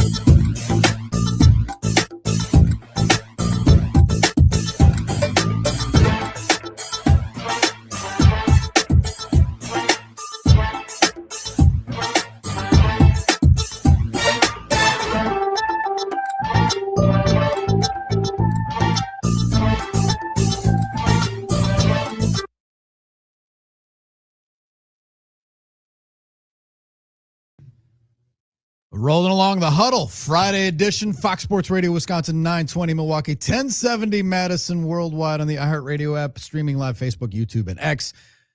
Drew, Billy, and Hunter's in for Armin today. We welcome Scott Dolphin from the country station on the hall. Dolph had a king day yesterday, attending the Brewers opening day victory and then watching his beloved Iowa Hawkeyes win and advance to the Elite Eight. Yeah, made it home just in time after had a little dinner with the wife and then sat on the couch. Just perfect right at tip-off. The day couldn't have been any better, Out to American Family Field, probably got out there about 10 o'clock yesterday morning and tailgated with the fellas. And it was warm until right around game time, it took a turn. It wasn't bad. The wind was kind of nasty because it was coming right off Lake Michigan, but hey, we've had a lot worse opening days. A lot worse for opening days. It was palatable early, and then it got worse as it went on. Now, afterwards, there was we actually did. We stood and had one beer in the rain after the game. But for the most part. Did you stay for the Euchre trailer? Didn't. No, we bolted during the bottom of the ninth, or the top of the ninth, so we missed the White Sox home run. But we stayed in the parking lot because by then it was so slammed already. Yeah. And then the traffic was brutal. I mean, it was ridiculously bad. You know how the TV stations have the storm trackers and they drive around when it's snowing out and stuff? Mm-hmm. They did that yesterday. They took the cars out just to show us what the traffic was like. Like, I don't know what that's like. I don't deal with it every day. We're gonna get Matt Salemi up in the chopper to be able to give us the reports. Yeah, not games. just morning traffic. Man. Now we might have to do the bird in the sky for nighttime. But stadium traffic, game traffic is going to be bad. It is. It's every day is going to be like. It's a little bit further east when it gets jammed up. But when there's a big day at State Fair and the Brewers are playing, that I-94 corridor gets choked with that's people. Gonna be rough. People are getting off on 84th Street, and then they're trying to get to the ballpark. It's like, oh. Boy. And like we've seen with the construction on that stretch of highway anyway, with the viaducts, some of those viaducts being shut down, you're going to see a lot of extra pressure on like Wisconsin Avenue, Blue Mound, Miller Park Way, going all the way over to Forest Home. That's my ticket on the way home to try to avoid the construction. And when that thing bottlenecks right there at the top, that's a tough hill to climb to be able to go on 43rd. The freeways were clogged yesterday, so we decided to take Canal Street out of there, the back way, towards Palermo's and down towards Potawatomi, and that was bumper to bumper all the way to the Harley Museum. Yep. Everybody knows that little trick now, and that's the way. Yeah, everybody thinks that's their secret way. Yeah, it's not a secret. Not anymore. No, never has been. And now they're just taking it even longer for us to go and cash those Brewer Run Line tickets. That's the frustrating part. That's right. So, Dolph, those Hawks on the were you in your seats for the anthem and for the first pitches and all that? No, we missed that too. Drew. Oh God, we're that group that gets kicked into the game. Although yesterday we were in there, we didn't miss any Brewers offense. The rain kicked you into the game. No, okay. It was not raining when we went in, but we missed the home run from the White Sox. But that's it. The tailgates are supposed to they start booting you. Like 15 minutes after first pitch, they start making the rounds, and they're supposed to be half hour is the policy. Yeah, you got a half hour after first pitch that you got to shut down your tailgate and get into the ball. Yeah, we've been as late as like the top of 3. I was going to say like fourth. Yeah, back in the day, it wasn't unusual for people to either like 5th, 6th inning or not even get in at all. I was going to say there was a number of times where you'd just punt on it and you'd be driving home by the 6th inning because you never ended up going in. There were people there yesterday that were there strictly to tailgate. And they stopped by our tailgate, said hello, and that was it. Right back to the Uber. They tried to do that where they tried to limit people because people would do that too. It was such a party that people didn't have tickets. Were going just to party for sure. And then, like you said, when the game starts and they kick us out of the lot, we'll just go to the bar then. Yeah, well, I've done for concerts before when I had other engagements going on when we've had big Miller show or Miller Park shows or AmFam Field shows over there. I've tried to leave like shortly after the show started. That's difficult, man, because people still got grills all over the place and there's tents and stuff. So you really need help from an usher, a ballpark parking attendant to get you out of there. One of the tough ones was our family. Our tradition ended up being during the Friday night 10-pack that we had with a couple of my uncles and cousins was. Everybody got off of work by about 5:30. So there was no time to pregame tailgate. The postgame tailgate was the real fun one, right? And you were waiting until every single car was out of there. And that's the one that the bike police have been able to. They've shut that bad boy down very, very quickly. And we've done that many times on our Friday night package too. And it's usually the fine men and women of the Milwaukee police motorcycle squad. You can see them coming up here. They come. They gotta know. go, fellas. Gotta go. Let's put that Coleman back into the truck because you guys are getting yourself up out of here. You don't have to go home, but you got to get the heck up out of here. Stay here. Saw a couple cops on horseback, and it's amazing how people get so excited. And there were like 3 of them. Those horses are so huge, man. It's just a marvel to me. Massive animals, and it was a nonstop selfie op yesterday. I saw 3 of them on Snapchat stories of friends of mine. I'm like, the horses are more popular than the sausages. Yeah, they're there every year. Yeah. I mean, they're almost every weekend. Horses or the Big Glove? Like, which one is the biggest photo op? Well, the Big Glove got a makeover this year, so they refurbed that area. So there's new activities, and I have never got my picture taken in the Big Glove. Oh, then you've never actually gone to American Family. Well, luckily you can get there again. I try to stay away from the interactive stuff because I remember remember you could be faster than Corey Hart. You remember that thing where you could race Corey Hart, like a fake Corey Hart? Yep. I think I pulled a hammy doing that. And I said, never again am I going into that area.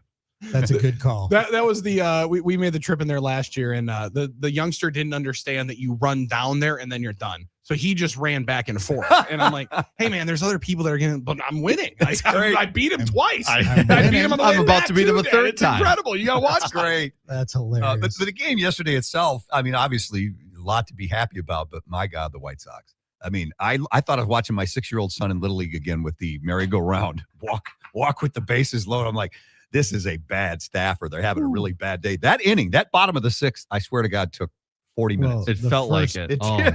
Well, the first 2 innings took an hour, basically. Yeah. I mean, that was pretty ugly. Yeah, it was 3 hours and 10 minutes of game time, which feels incredibly long these days. Oh, it does. That's just it. We're so conditioned now to the 2-hour and 15-minute game. Well, and how many walks did the Brewers get? 10? They walked 10 times. Brewers had 10 walks, and the White Sox punched out 20 times. That's deep counts, man. Yeah. That is. There's a lot of foul balls. 20 punch outs out of 27 outs. Are you even trying? Yeah. I guess, they're trying to build it the right way, right? But it's going to take a while. I looked at that lineup, and I don't follow it as close as you guys. I looked at that lineup yesterday. I went, well, I know Andrew Benintendi. Yeah. And I knew the much heralded Japanese first baseman that was coming in. He had a dinger yesterday. I thought it was cool when Yelich got on first base. He actually bowed Japanese style to Tremendous. Yelich. Yeah, that was pretty cool. Now he's the dude that blasted like 4 bombs in the last WBC, if I remember correctly. He was ripping taters during that because everybody's watching. He won the Triple Crown, I believe. Wow. Last year and everybody was Japan. watching for Otani, and they're like, just hold off. Yeah. This kid's like 19, and he's going to be unbelievable. I think he's definitely going to be good. It's just, can the rest of the team somehow find a... And I think they'll be a little better than last year, but even if they're a little better than last year, they still could, finish last in that division. Yeah, I don't know. Pat Murphy said, somebody just the White Sox. That's a good baseball team. Somebody flashed something from social media yesterday at our tailgate. Alert. The Colorado Rockies have officially been eliminated from playoff. Oh, yeah. Those jokes write themselves. They do. Now, you want just in that whole vein with the Rockies, man, I didn't even realize Chris Bryant has played like less than 162 games with them. It's been a nightmare. I mean, from one of the biggest contracts you could sign. Yeah. And like, it's a cautionary tale to you think, all right, all these young players are only going to get better. He was the best player in ball, MVP, his second year, and now he can barely even stay on the field. It's crazy. Part of that group that will never have to buy another drink in Chicago, right? No, and they're already starting podcasts to celebrate it with, I saw Ross and Rizzo. They got themselves the new podcast to celebrate that. They'll be telling those stories But forever. you forget Chris Bryant's even in the league anymore. Yeah, he said this spring he wakes up every day in pain. Oh, just every day. So, MLB The Show forgot. I got drafted to the Rockies. Number 1 pick, by the way. But... done. Setting's pretty low. But as we rip through, Chris Bryant's on my AA team. Oh, so they got him way down. They said, "Hey man, you got eight years on this deal. All right, we're serving this up, but you're gonna get your ass over to the Yard Goats. Okay, you're playing in Hartford now. We're gonna sell some tickets in Hartford. Yeah, we're not sending you out to Denver. That was disrespectful. But I'm like, hey, if you can't keep yourself in the major leagues, Yard Goats. Oh, I felt bad, but I saw that Chris Bryant pop up, and that was going to be a tough one. That's now, awesome. How many different podcasts are there going to be with the Iowa Hawkeyes in 5 years celebrating this Elite Eight run? Because this is generational that the Hawks are on right now. It really is. It's been house money really since after they beat Clemson. I thought they'd win that game. I certainly didn't think they'd beat Florida. Nebraska, you know what? They played 2 incredibly close games this year, so I figured it was going to be another tight one. But the way the Huskers were shooting the ball last night, 60% from 3 at one point? And Iowa, thank God, was doing the same thing, or that game would have gotten out of hand in the first half. But, man, McCullum knows how to prepare those guys for the final couple minutes, and he did it again last night. Yeah, I mean, they should. Well, it also helps. It does help apparently when you do have 4 on the other side. That's what I was going to say. But I liked that Nebraska fans weren't even as mad at Hoiberg for that one. They were more mad at CBS because after Price Stanford hits the 3, they go up 3 points, I think, with like 5.5 minutes to go or 6.5 minutes to go. They showed Matt Rule in the crowd. And then Nebraska didn't score for 5+ minutes. Yeah, so I do like that they're immediately blaming the L's on the football team right now. And Iowa hit a cold spot there, but then they hit the step back 3 and to take their first lead of the game. That was wild. And you could just tell Nebraska got instantly tight and were missing shots badly on the other end. And you gotta give your brother a shout. He was phenomenal. I haven't heard any of it. I'm loving. You gotta be on that varsity app. It's the absolute biggest weapon for March Madness. I'd always tap in on the. Now I will say, Drew knows this because we do it on Packers on the drive home from Packers OT. A lot of times I tap into the broadcast that I think might lose. It didn't sound like it was going to be successful there at the end. He wasn't frustrated, was he? He was not, but he did ask. He's like, I don't know. Doesn't sound like we're outnumbered now. Doesn't sound like this place is outnumbered with Cornhusker fans now. He was definitely enjoying that. And there was a big sea of red there. You know, the last time they went to the Final Four, Gary's broadcast partner was on the team, Bobby Hansen, who was a freshman at Iowa on that Final Four team in 1980. He went on to a 10-year career in the NBA, won a ring with the Bulls. And so that's been a long damn time, 46 years since they've been to a Final Four. Oh, they were celebrating it right out of the gates. You could hear as McCullum grabs that headset. You know when somebody's really rattling one around before they put it on. He was wiping the sweat, throwing that bad boy on, smiling from ear to ear. Is he the only guy that still wears a tie as a coach on the side? Everybody wears the tracksuits now or the golf shirts. He still wears the tie. That's the first thing he does. He unloosens that thing and rips it off at the end of every game. Yeah, Gardo has been still going with the tie, That's he's true. He's been loosening it right out of the gates. Maybe we do need to keep that thing tight with a full Windsor, Drew, before it's over, and then we loosen it up. They did a tie giveaway at Carver Hawkeye because it's first 15,000 got a free tie, a Coach McCollum tie. So they can have the tie giveaway and the wig giveaway and the battle for a trip to the Final Four with Illinois and Iowa. Wig giveaway. I love that. Wow. Yeah, who had that on their bingo card?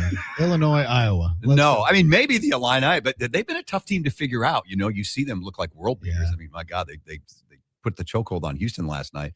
But then you see them, the Wisconsin game, for example, in Champaign, where they just couldn't shake the Badgers, and the Badgers took care of them late. So I don't know. These two teams played once this year. It was in early January. Illinois got up by at least 15 or 20. Iowa almost came back. I think they lost by 4 or 5 in that one. So I'm expecting a good game. Oh, it's going to have some fun. Well, Dolph, good luck to your Hawkeyes. Thanks. Yes. Drew. We're going to Appreciate it. Have a great trip. Yeah. As you're heading out of town. We're going to West Virginia. I hope I can get service out there, electricity to watch the game in the Elite Eight. I shouldn't kid. It's a beautiful state, but we're going to hike there for the first time. That's going to be cool. And we will see you at the back end of next week, right?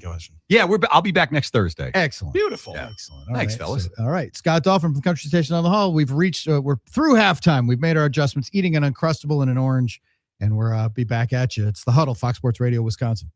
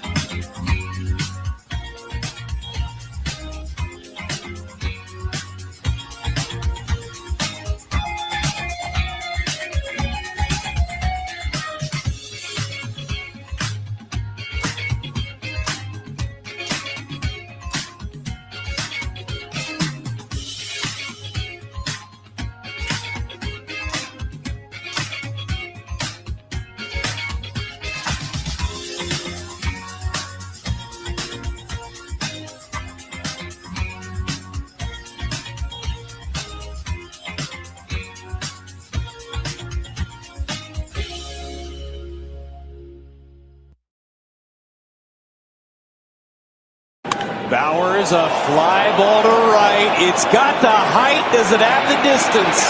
At the wall. It sure does. A 3-run bomb for Bowers. You think about it, Bowers doesn't hit that unless Lockridge, gets down the line. A lot of guys hit rollover ground ball, are ticked off and jog to first. He decided to say, look, I want to keep this inning alive. And nobody will credit Lockridge with anything there, but I'm sure Bowers said something to him, because that's the type of ball player you have to be. That's the brand of baseball that gets you that other pitch. It doesn't always lead to victory, but it gets you that other pitch and things change. Maybe you don't have to use a certain reliever in the game just because Lockridge hustled down the line, that type of thing. Pat Murphy bringing us back along with Jeff Levering and the Brewers TV call of Jake Bowers' homer and the Brewers 14-2 opening day victory. Some folks are just waking themselves up after opening day, listening to us on the Huddle, Fox Sports Radio, Wisconsin, Drew and Billy.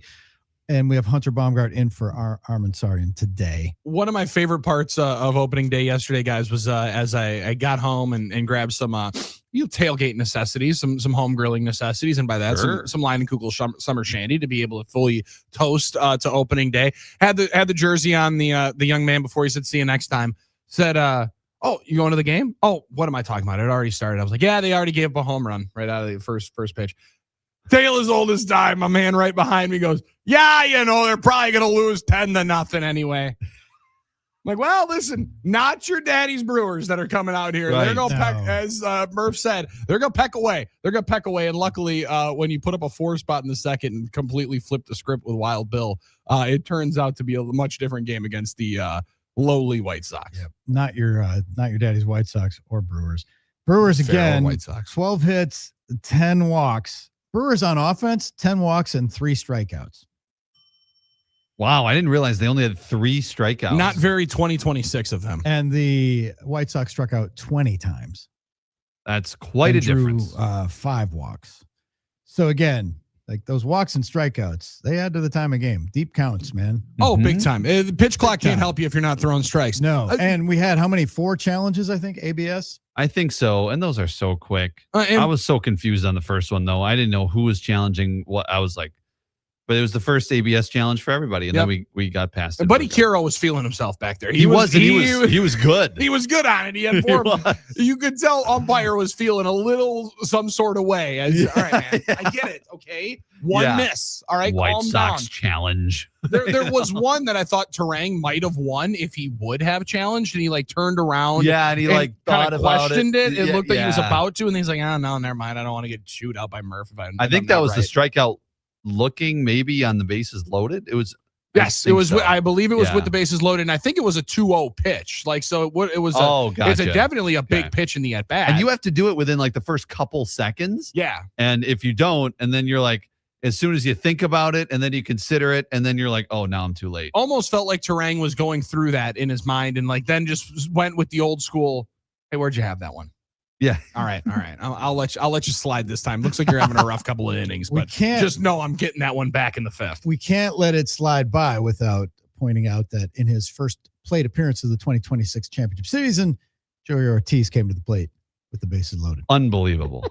Because you can't make it up. Of course. Hilarious, dude. And I did make that crack in our show with Dennis Krause. He was saying, like, is Ortiz the guy? Like, they have options behind him. And yeah, it was amazing. So that you can't script that any better. You knew that he was going to have to. And bearded Joey Ortiz just might be a problem with the bases loaded, right? Don't give this guy 31 opportunities to drive in runs and then just scald the baseball out to right field. Right, that was the hardest hit ball of the day. Joey Orrs. No doubt. Joey Orrs was definitely the hardest hit ball. Earned that one. It was a hit in every ballpark. Two hits and 2 stakes for him. 2 hits and 2 stakes. We'll take them for him. Yeah, we'll take it. Now I want to get back on this David Hamilton one, Drew, because you were on it. Man, you call that he stole a ton of bags in Wisconsin, all over the place, and it does feel like the Brewers might have found one of their diamonds in the rough. Yeah. Definitely. It's and they had him once and they brought him back. A great Brewers story. All right. Our final hour is coming up. We're going to listen to Hunter's interview with the directors of the Euchre documentary. Don't go away. Brewers opening day victory. The Huddle, Fox Sports Radio, Wisconsin.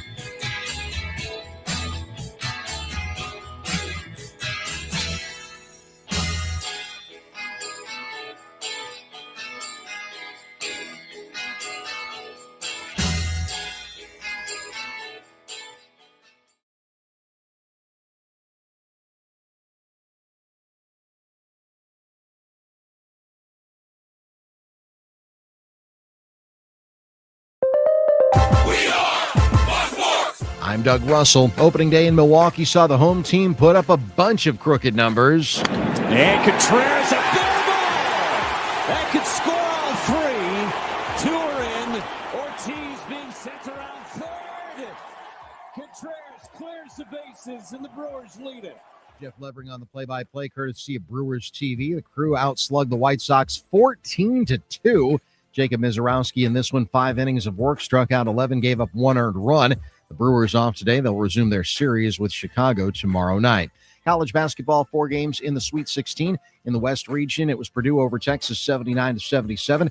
Arizona dumps Arkansas 109-88. In the South, it was Iowa over Nebraska 77-71. Illinois advances past Houston 65-55. The East and Midwest regions play tonight.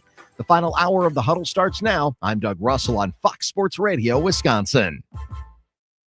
Good morning, Wisconsin, and welcome to the Huddle. I'm all for someone huddling if you have something to say.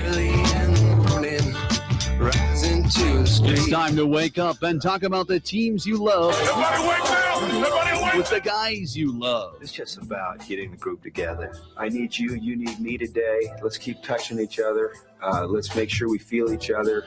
Let's make sure we smell each other's breath. Watch us on YouTube, Facebook, and X. You need 15 or 20 huddles to correlate with the number of cameras. Take the cameras off the field, and there'll be no huddles. Now gather around because it's time to huddle up. West left slot, 323 wide stick on 1. Ready, Diller for blitz. If it looks like man coverage, I'll check. I'll go 200 get. You got to cut and crack. Now cut and crack. Red right 18 Bob on 1. Ready, cut him and crack. If you look at this play, what we're trying to get is a seal here and a seal here and try to run this play in the alley. We're going to tackle what we got to do. All right? That's all we're going to board y'all to. Let's go out and kick the tail. From right. Hey, 1, 2, 3. Keep doing what you're doing. Get our guys after you and make the play. Be right, all the way outside. Wide, left, fake, 396 bag. Be here and see puck. Is that long enough for you? I want you to be proud of your profession. It's a great profession. Go out there and play this ball game like I know you can play it. With Drew Olson, Mythical, legendary figure. Bill Schmid, Oh, my God. This man's been out all night. and Armin Sarian. This is it. Don't get scared now. Sanchez, we ready? Fox Sports Radio Wisconsin is on the air.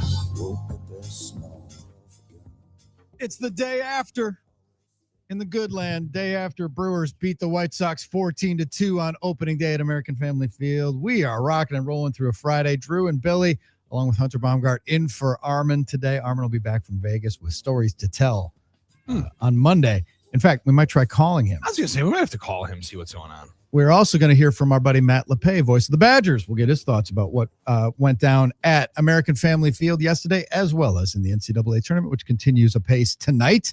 And some ball games to watch. Excited to hear what his thought will be on the little Fred Hoiberg Nebraska snafu, Drew, and how quickly he might have been able to spot.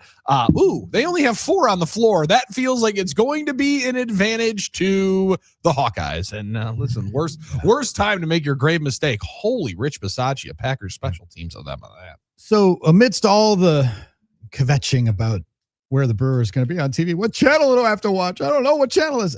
We survived, right? Everybody found the game, and it was on over the air in many markets. It was you're now settled in. You know where you're going to be watching Brewers games for the most part. Got a text from a friend of show, Andy in West Bend, whose rant last night about the NCAA games is why the hell can't they stagger these games more? Start 1 at 5 and 1 at 6. It's ridiculous that they're simultaneous. Now, this reminds me of an annual argument I would have with our pal Mike Heller. He would always talk about baseball playoff games. Like, why are they during the day when people have to work? And why are they like, and if, God forbid they had more than one at a time, or like, but he would always like, why are they? And I'm like, oh, you must not like the NCAA tournament then, Mike.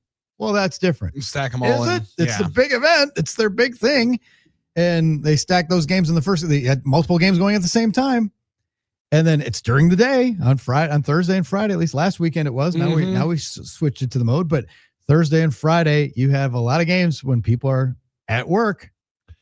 And I guess maybe his thing as well. They have more advanced notice to take time off and watch that or whatever. But it is something. And those late starts on the East Coast. The late starts are the ones that are just ridiculous. But I was joking about it with Brian Butch. I was lucky enough to be welcomed into Butchie's Den last night. There we go. In between the games. And he's like, well, Billy, what do you think of these? I'm like, it's the most on-brand thing you can have. Because if any sport or any body of governing sports don't give a rat's about mostly the people that are watching it, it's college sports. Now, the games are incredible. And frankly, the games I don't know have ever been better. Like, I don't know that there's been better collective talent in college basketball as well as college football. The games have been sublime. But, I mean, we'll talk about it with LePay in a half hour, and now maybe it's more of just a gripe because we do it on a weekly basis. But, like, the folks that go to games don't know when the game kicks off during football season until the Sunday before. It's a little bit hard to plan out that way. So they don't care if you're going to have to make the concession if I'm going to watch the end of the Houston-Illinois game because they don't listen. The game's on, and we're going to get a big number. I struggle with even more, though, Drew, the Saturday, Sunday of last week, right? Like, how on earth is there one game at 11, one game at 1:30, and then 6 games in the after dinner window? Like, that's the one where you double it up. Last night, I do believe they tried to stagger them. They didn't anticipate that Purdue-Texas game ending up going as long as it did. They also had like 15 reviews in the final 10 minutes. That's a killer. That was the killer of last night. I think it was the way that they transpired that really ruined it, ended up ultimately last night. Yeah, they do 6:15, 6:45, then like 8:45, 9:15. But the thing about it is if one goes long, then that's a tight window. The great thing is, I really noticed it this year. I probably have noticed it in the past, but really last Thursday and Friday when those first round games were going, I was like, wow, they really do a good job, because it felt like almost every, like when one game would end, there'd be 5 minutes left in another, and it really worked out. But if you only have 2 games and one goes long, you run the risk of both literally ending at almost the exact same time last night, those early games. So, yeah, why not start one at 5:30 and start one at 6:30 and start one at 7:30 and start one at 8:30? Just do it every hour, and then you can catch the second half of each game, and boom, there you're done, and you don't have games starting at 10:15 in the East Coast. That would be advantageous. But I do think that there's, and this is going to surprise some people, it was kind of good for me. It was good in my household last night. Because, and Hunter, you're close to this age. You're close to figuring this out, and Drew's dealt with this for a long time. Your wife gets something in her head and it's happening. Yeah, it's happening, right? So there was a shelf that was delivered yesterday. Oh, that came in 1, 2, 3, like 79 different pieces. Now, luckily, in the house, we all know what people are good at. Me reading instructions and doing manual labor, not good at. I get way too frustrated and then potentially break something that comes in the massive thing of heart. Caveman, get the thing in here. Yeah. So I was told multiple times to stay away. However, you can't. You have to be over there and like offer a little bit of assistance. Those 2 games ending simultaneously, Drew, was a great excuse for me to be in the back room watching on 2. I'm sorry. Show prep. I can't. I got to be ready for tomorrow morning. I got to be ready to work. The Huddle listeners demand it. So I had to stand in front of the 2 TVs while the bookshelf was being built in the back. So I did appreciate them yesterday. My wife is the same way. She likes that. She likes the instructions and following. Get the instructions out. Most of us is like, just slap it together. Figure it out. Instructions are for losers. This probably goes here. This probably goes here. For directions. I don't need to do that. I'll be fine. It's that way. I know it. I'm going east. Folks, in the era of Waze, you don't know what that was like when you didn't know where you're going. Maybe didn't have a map. Dad had to pull over and ask somebody. No, we don't need to. It's just around this corner. I know. Trust me, I know where I'm going. Baby. I know where I'm going. I'm going to run into Lincoln Avenue at one point here. Unbelievable. Hey, we need you to reach out to us. 877-794-1973. Folks might be moving a little slow given the Brewers opener yesterday. Always a big party, followed by a late night of watching college hoops. But one of the things that happened after the Brewers game, the Brewers invited fans to stay and watch a 20-minute or 15-minute trailer of the film, the Uke documentary that's going to be coming out. That can't wait for it. It's going to be so good. If you loved Just a Bit Outside, the 82 Brewers doc, which Hunter still hasn't seen yet. I've seen half of it. Oh, okay. I saw half. I watched like a half of it before, I believe, game 1 of the NLCS last year, but then never watched. You never watched the end? We won't tell you how it ends then. Please don't ruin it for me. I have no idea how the 82 season ends. No, I don't want to spoil it for you. But they did show the Uke documentary, and Hunter had occasion yesterday to run into the folks who produced and directed it. Mm-hmm. I'm here with Steve Farr and Michael Volman, both directors of the Uke documentary. First of all, thank you guys for coming out and for putting in this effort and this project, because I think a lot of people are going to appreciate it. I think it's going to be, beloved. Obviously, Euchre is a beloved legend in these parts, as you know. So, Michael, I'll start with you. How did this begin? How did this story or this, this idea come about? And kind of how did things get started? Well, we have a production company in Milwaukee called September Club, and we specialize in documentary films. And a while back, we were trying to think of like what would be a good project to tell, and obviously this is a story in our own backyard. And I grew up in Milwaukee, listening to Bob Uecker, and it was like a no-brainer. It's like, who would want to make a documentary about Bob Uecker? And I think we've seen some pieces on him that are really nice, and you hear a lot of stories. But I guess we thought there's a documentary that we haven't seen yet that could tell his story more fully and connect all the dots. And that's what our goal was. And coming from a place of Milwaukee based, right? You know what it's like here, what how beloved he is and was. So Steve, coming into that, okay, so you come up with the idea, then how does it kind of get off the ground? Well, we were talking today. Today is the 4th opening day we've been here working on Uke, but this is the first time we're not filming, so that's kind of nice. So we've covered a number of years, particularly 2023 and 2024. The film, kind of the structure of the film is that it's the 2024 baseball season, and we see Uke in the booth and with his broadcast partners. We see the success of the team on the field, and then we go away from that. We pivot to his childhood or his minor league career or his major league career, and then moving on into being a broadcaster and an entertainer. So, but the season's always kind of what's holding it all together. But then you see the rest of his life also. And Michael, I'm guessing that at some point there was probably a conversation with him, right? Of, hey, you want to do this? What do you want to be involved? How do you want to be involved? Obviously, broach that topic with him. How did that go? Well, I'm assuming it was the right time for him to tell that story. In a way, we thought it was like the white whale. It would be hard to get it, because it was such a dream project. And we got in contact with him, shared a treatment and sort of an idea of what we could do, and flew down to Arizona. And he was willing to meet with us. And we thought we'd have to do a lot of convincing and, try to talk him into our vision of this film. And honestly, he was on board very quickly. And the rest of the lunch, we pretty much just spent him telling us stories and, stories you have heard, stories you haven't heard. And it was probably one of the most memorable experiences when we first met him, just to spend that time with him and hear all of his stories. It's a shame we weren't filming, to be honest with you. But it was probably 3.5, 4 hours. Eventually we had to just tell him, hey, we got to catch our flight, or we were in danger of missing it. But what a great way to start. Totally. It's a conversation you never want to end, obviously. So you get to, like you said, the stories about the 2024 season, woven his life around it. Sounds like you guys also talked to, Steve, some colleagues of his and people he knew throughout the industry and life. Sure. Yeah. Everybody we asked if they'd take part in the film said yes. So we spoke to, all his broadcast partners that are here today, and then and past partners, as well as Bob Costas and Joe Torre, and like I said, almost anybody we needed said yes. So it's been great. Yeah, absolutely. And it kind of feels like, a great time to bring this out. How did the timing of the release come about? Was it just obviously that the project is obviously done and everything like that, but also it's obviously last year there was a lot of celebration of him here at the ballpark, and this is a way to continue that legacy, continue that memory.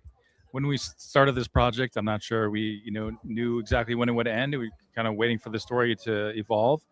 As far as the timing this spring, it just makes sense to show a little sneak preview today after this game, and in advance of a major theatrical release later this summer, probably around July. And hopefully everybody who wants to get a chance to see it will have a chance later this summer.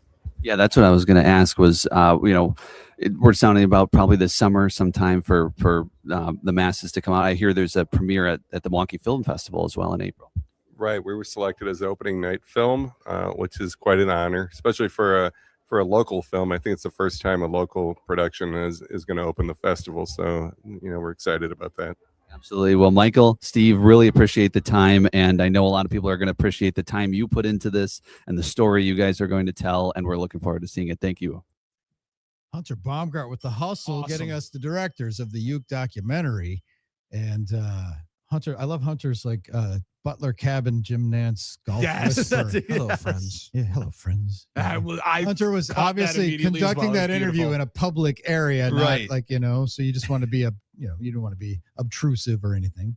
That's exactly How it. hilarious. That's funny. Now you knew Yuki better than most, and being able to, when you hear them say that, we thought it was going to take a lot of convincing, didn't know that he was going to want to do it.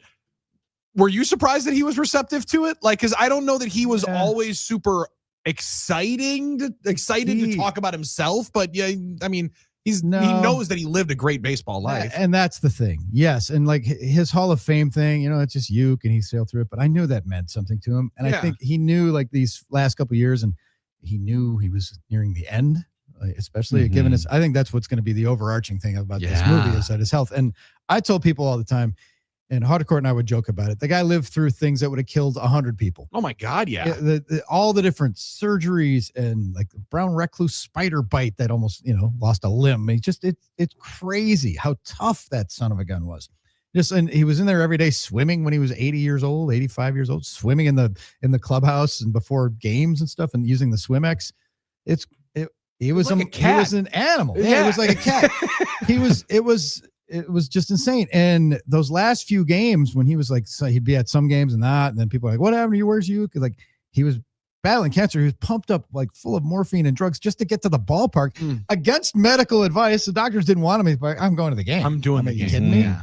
And I was lucky enough. When I was still traveling stuff, he was on the road every time. Right. And Sure. he kind of backed off of that, and you'd see him, and then he started to we're taking some days off and maybe not doing a day game after a night game and stuff like that. But what a physical specimen the dude was.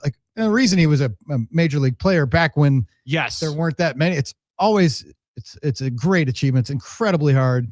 The odds are astronomical against anybody playing in the major leagues. But back then when there were fewer teams and fewer jobs, you had to be really good. There were in the minor leagues went all the way down to D-ball. I was going to say there were how many different countless minor league jobs that you'd be playing. Yeah. And so for him, and he always made fun of his career, but to get his career, getting there and playing that long and getting paid and just the life that the guy lived. I can't wait for this doc. But I think that's what people will appreciate the most is his medical history and he always thanked his doctors, his cancer doctors, his heart doctors, when he had that aortic aneurysm that would have killed many people.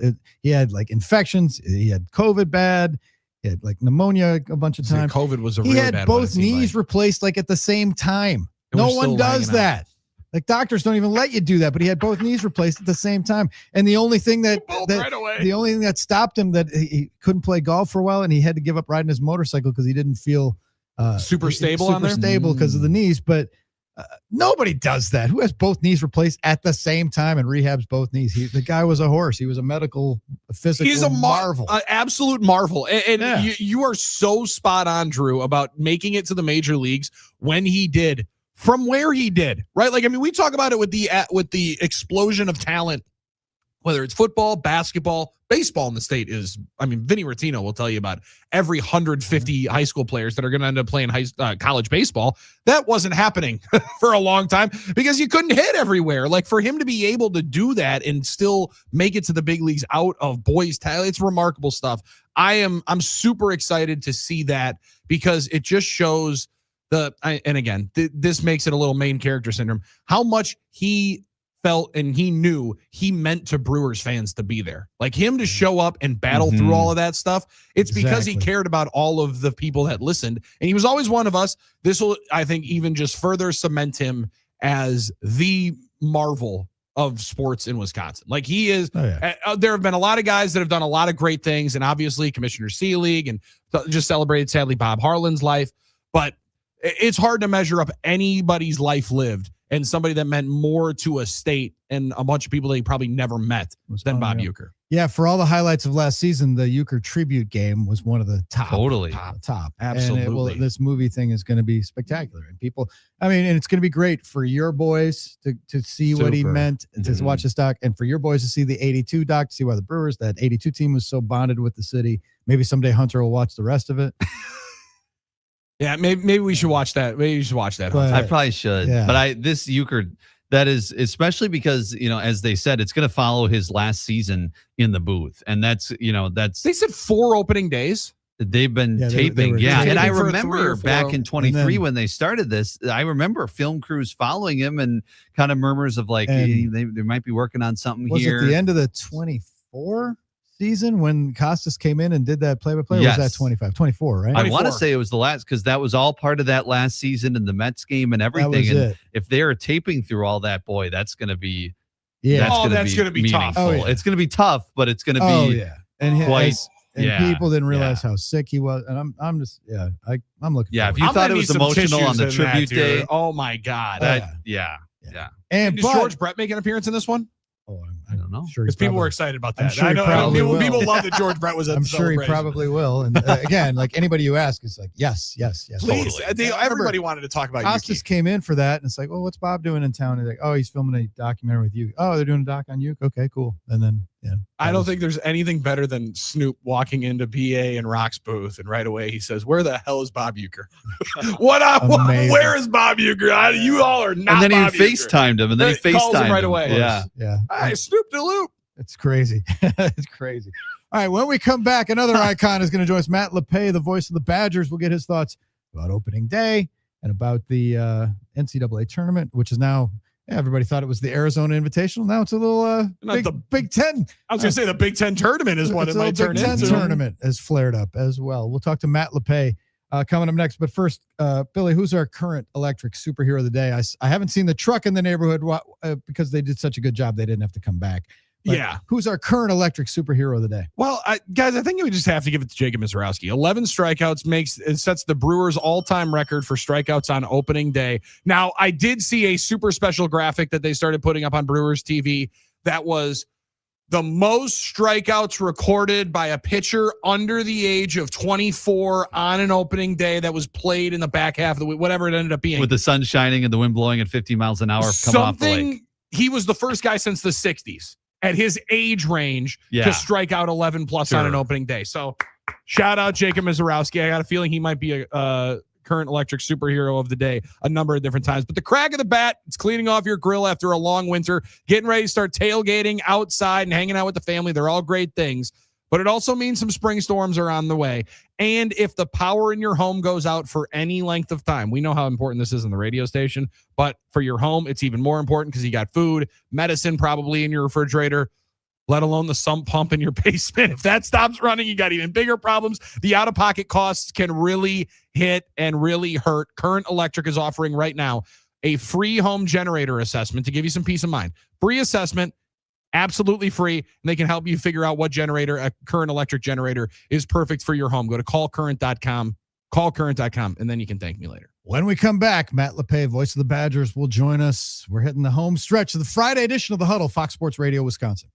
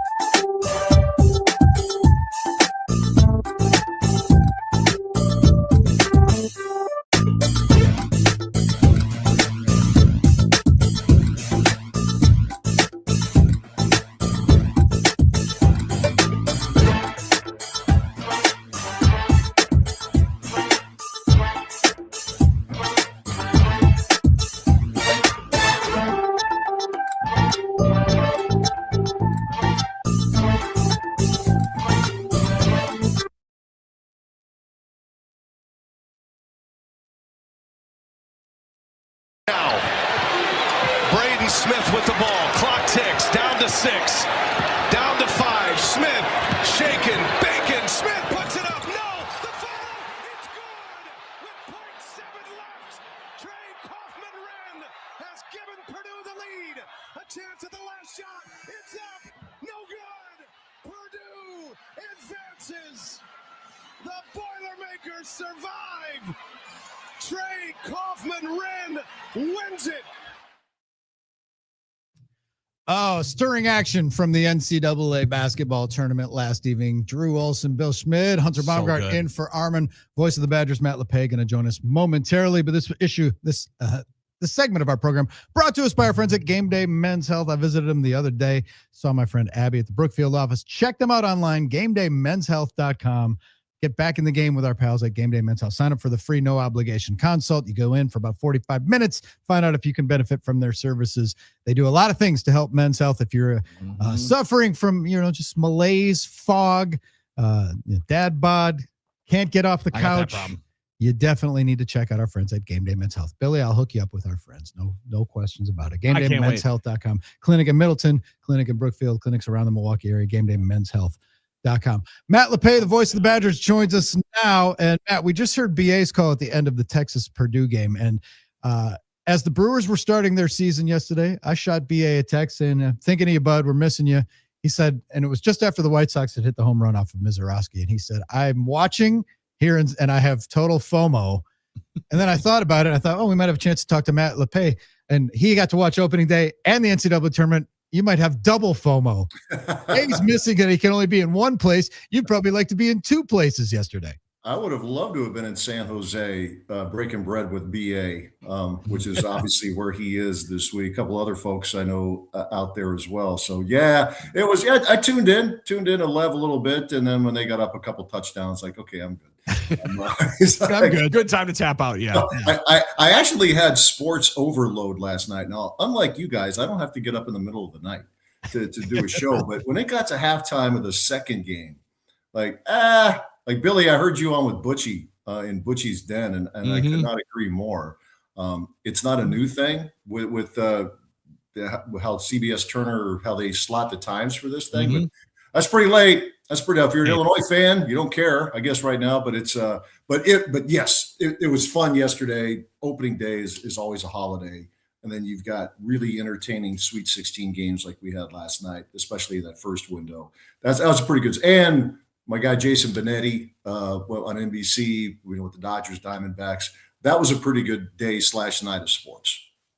Yeah, and that was a good broadcast. Like that, I was excited to be able to see that first happen with the NBC baseball broadcast with Benetti, and being able to have that rundown of broadcasters, as well as we had Dolphin and Scott in here earlier. I tapped in with Gary on their final 3 minutes on the Varsity app. It's for a fan of the craft, it was a pretty dang good night with the guys doing play-by-play. Oh my goodness. Yeah, I posted something last night because as the basketball games are going on and the baseball game was starting, you had Benetti, you had Kevin Harlan, and you had Brian Anderson. That's a pretty good clinic that was being conducted. Choose your classroom. And then my guy Brian Posick, a couple hours earlier had just wrapped up his call of the Badger hockey team winning in the NCAA tournament. So you had clinics in the afternoon with Lev and Posick. And then last night on the national stages with those guys, and I did the same thing, Billy. The Varsity app, it's pretty close to synced up. So you too, it's not just okay. It was actually above my YouTube TV. It was amazing. I was like, this is next level kind of stuff. Yeah, I'm a Spectrum guy, but it's not like you're going to hear the call 20, 30 seconds after you're watching it. So I listened to Dolph a little bit, and then Rob Blackman at Purdue. That frantic finish with the tip in, and they were both really, really good. So that Varsity app that's a pretty good app to have, and it's the best kind of cost for us, boys. It's free. No doubt, and it is me. Matt LePay joining us here. I did ask BA. Because, BA grew up in the shadow of University of Texas, and he has a lot of friends in the Austin area. And with that, and I'm like, so are there more fans there of Purdue Pete or Bevo? And he said, Purdue by far. He's like, they're at my hotel. They're everywhere. There are certain fan bases, and I mentioned this last week. Sam Decker likes to have fun on social media, and I was telling him how good the Nebraska fans are, and I equate them in a lot of ways to Packers fans, and that there's unconditional love. Like they were going to games before going to games was cool with Nebraska. Obviously, this year was very cool. And it's a similar story with Purdue basketball. Now, Purdue basketball, more often than not, is really good and great in certain years. But that arena, Mackey Arena, is my favorite venue to go to because you just know how much basketball means to people there. You could say that about the state of Indiana. I guess you go to Indiana University games, and it's usually pretty loud as well. But Purdue, it's a different kind of vibe. So I guess I'm not that surprised that, I know Texas, big school, it's in, the whole deal and the way the Horns have had this rally, from first four to the edge of going to the Elite Eight. But the fact that you had a bunch of Purdue fans there, not a surprise to me at all. Is that hard to not start pulling for a boiler up choo-choo? I was teaching my son the choo-choo chant. He was digging that part of it. He was also digging the fact that we have Purdue to go to the Final Four. But when you're feeling the momentum rolling and then you're knowing that the three-headed monster for Purdue is like one of the oldest school stories that you could have in college basketball, right? Drake Hoffman-Wren's the one that knocks it in off Braden Smith. Fletcher Lawyer starts him off with 3 threes. And those guys have lived more of a college basketball life in the 2020s than anybody is going to be able to together. Because I don't know that you're ever going to see, Matt, those a 3 trio of freshmen to seniors go through all of the different adversity that they have. Yeah, Michigan State probably close to that, but yeah, it's become more the exception to the rule now. With Braden Smith, the all-time assist leader, Fletcher Lawyer, the most threes in Purdue history. Trey Kaufman-Wren, who wasn't having statistically the kind of year, or isn't statistically having the kind of year that he had last year. There is one transfer there in Oscar Clough, and it just seemed like the dynamic changed a little bit. But it also goes to show you, because in the moment, everything is the most important thing in the world. Purdue was kind of stumbling a little bit down the stretch of the regular season. Maybe they weren't going to win the regular season titles, so they weren't quite. The intensity wasn't quite there, but in the Big Ten tournament, they decided they were going to go chase it, and then they went and won it. And, Iowa wasn't exactly lighting it up down the stretch of the regular season and didn't last all that long in the Big Ten tournament. So when you think teams are like, boy, can they get this straightened out? And you have doubts, things changed. Illinois, Brad Underwood was getting popped in the media, Chicago media, throughout the state after Wisconsin beat them in overtime in the Big Ten tournament. Well, he just can't win enough games. Well, he's in the Elite Eight. It's just how quickly things can change. Iowa was 10-10 in the regular season in the Big Ten. It's won 3 games in a row, and the whole set of optics has changed. Saw that 26 years ago with Wisconsin basketball, 8-8 in the Big Ten. March to the Final Four, and the entire way we look at that season has changed. So, ton of credit to those Big Ten programs, man, who've may not have been coming in with a big head of steam at the end of the regular season, but they're hot now, and it sets up a pretty interesting a regional final with Illinois and Iowa. Awesome. How hard is it going to be to overcome the 4 men on the court? Because the power play worked. Yeah. They got that power play at a very, very good time. And that it is so tough because they have been so good. And Fred Hoiberg has done such a great job. And you talk about optics changing on a dime. Whoa. That is what a lot of people now are going to think about with Nebraska basketball. We could, fair or unfair, they say many times fair is irrelevant. This is what a lot of people are going to remember them for, at least in the moment. But I think if you're really a Huskers fan, you won 2 tournament games, which is 2 more than you've ever seen your team win before. An exciting team to watch, a fun team to watch. But, it's one thing to miss a shot at the buzzer or somebody hits a tough 3 over you. It's another when you're a man short. Yeah. don't think I've seen that before. Fred Bisaccia is going to be kicking himself. That's gonna be a tough one to forget. That's gonna be a tough one to get over. But like it's also tough because some Mask, I think, is the guy that obviously is on the bench. They're not there if it's not for him, right? Like that's one of the toughest balancing acts of like a lot of times it ends up being your best players. But to the McCollum point, when I was talking about it with Butchie last time, like you love the energy, and I like that he's got spit on his lip as he's yelling the guys to wake up. But they like that he's won 3 games, and we already have texters that say, well, this is actually making me even more upset about what happened against High Point because I'm watching this guy get celebrated right away.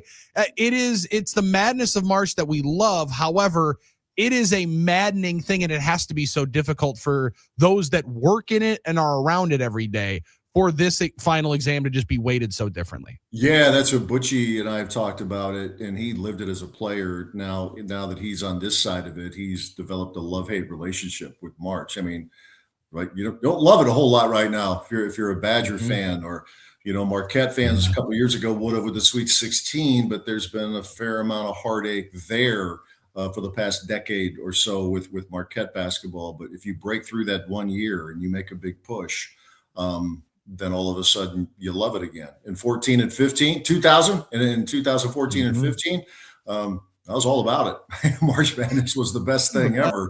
Or in that run of 6 years out of 7 that Wisconsin made the Sweet 16, from I think 11 through 17. They were all but 1 year. They got to at least the Sweet 16, and of course twice going to the Final Four. But yeah, it does, because I think a lot of fans who are watching this wire to wire understand it, and a fair amount of fans do. But what happens now is that you get more casual fans who are tuning in probably for the first time. It's like Wake Me Up in March. So what they see in March, that's their opinion of the team as for a season. And sometimes that's the case, but often it is not. And that's just, everybody signs up for it. That's how it works. But man, it's tough because the optics of your entire season can change very quickly one way or the other.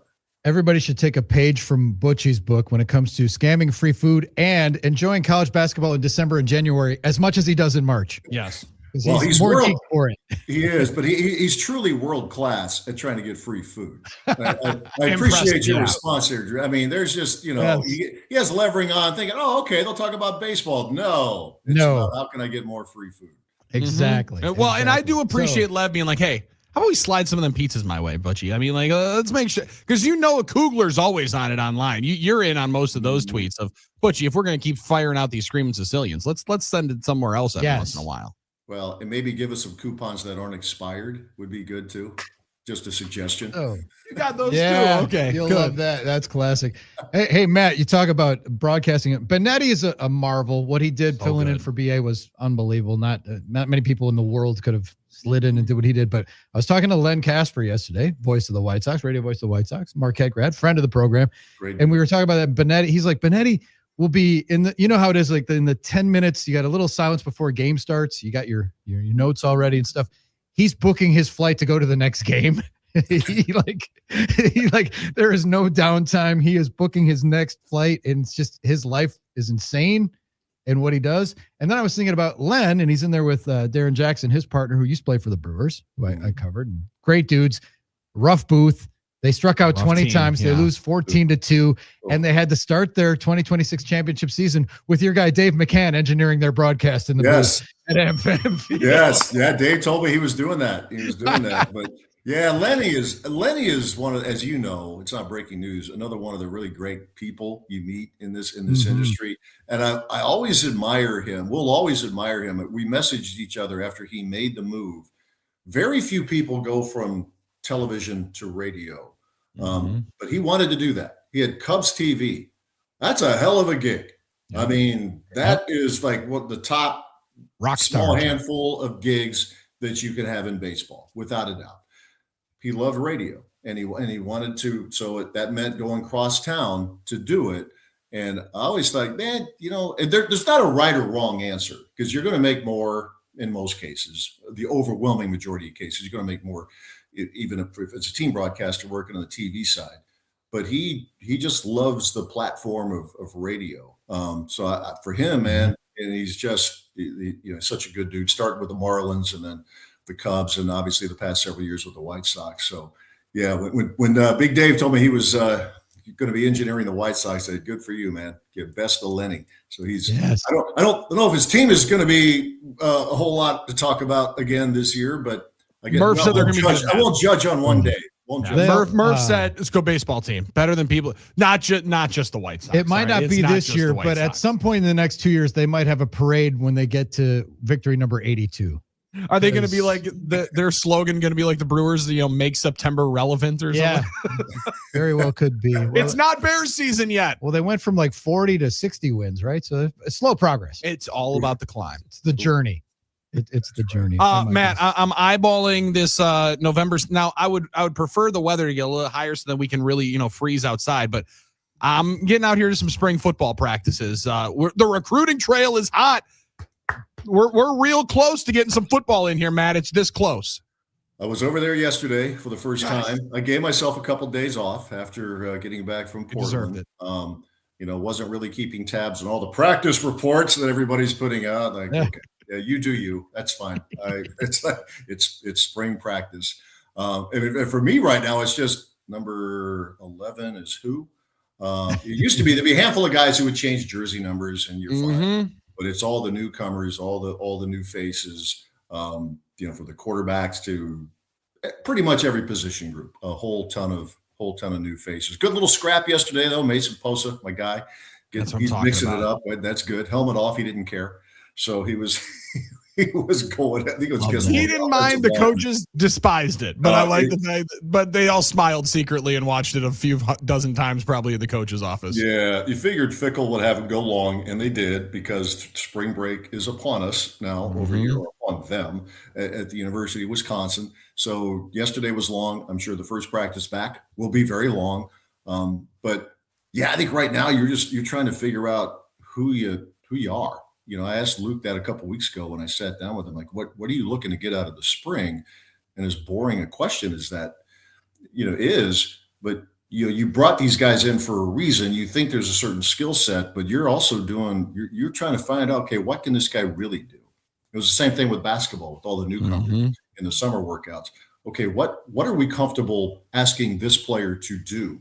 So that, you do that anyway in the spring a lot, but more so now with this program and probably any number of programs across the country with all the new faces.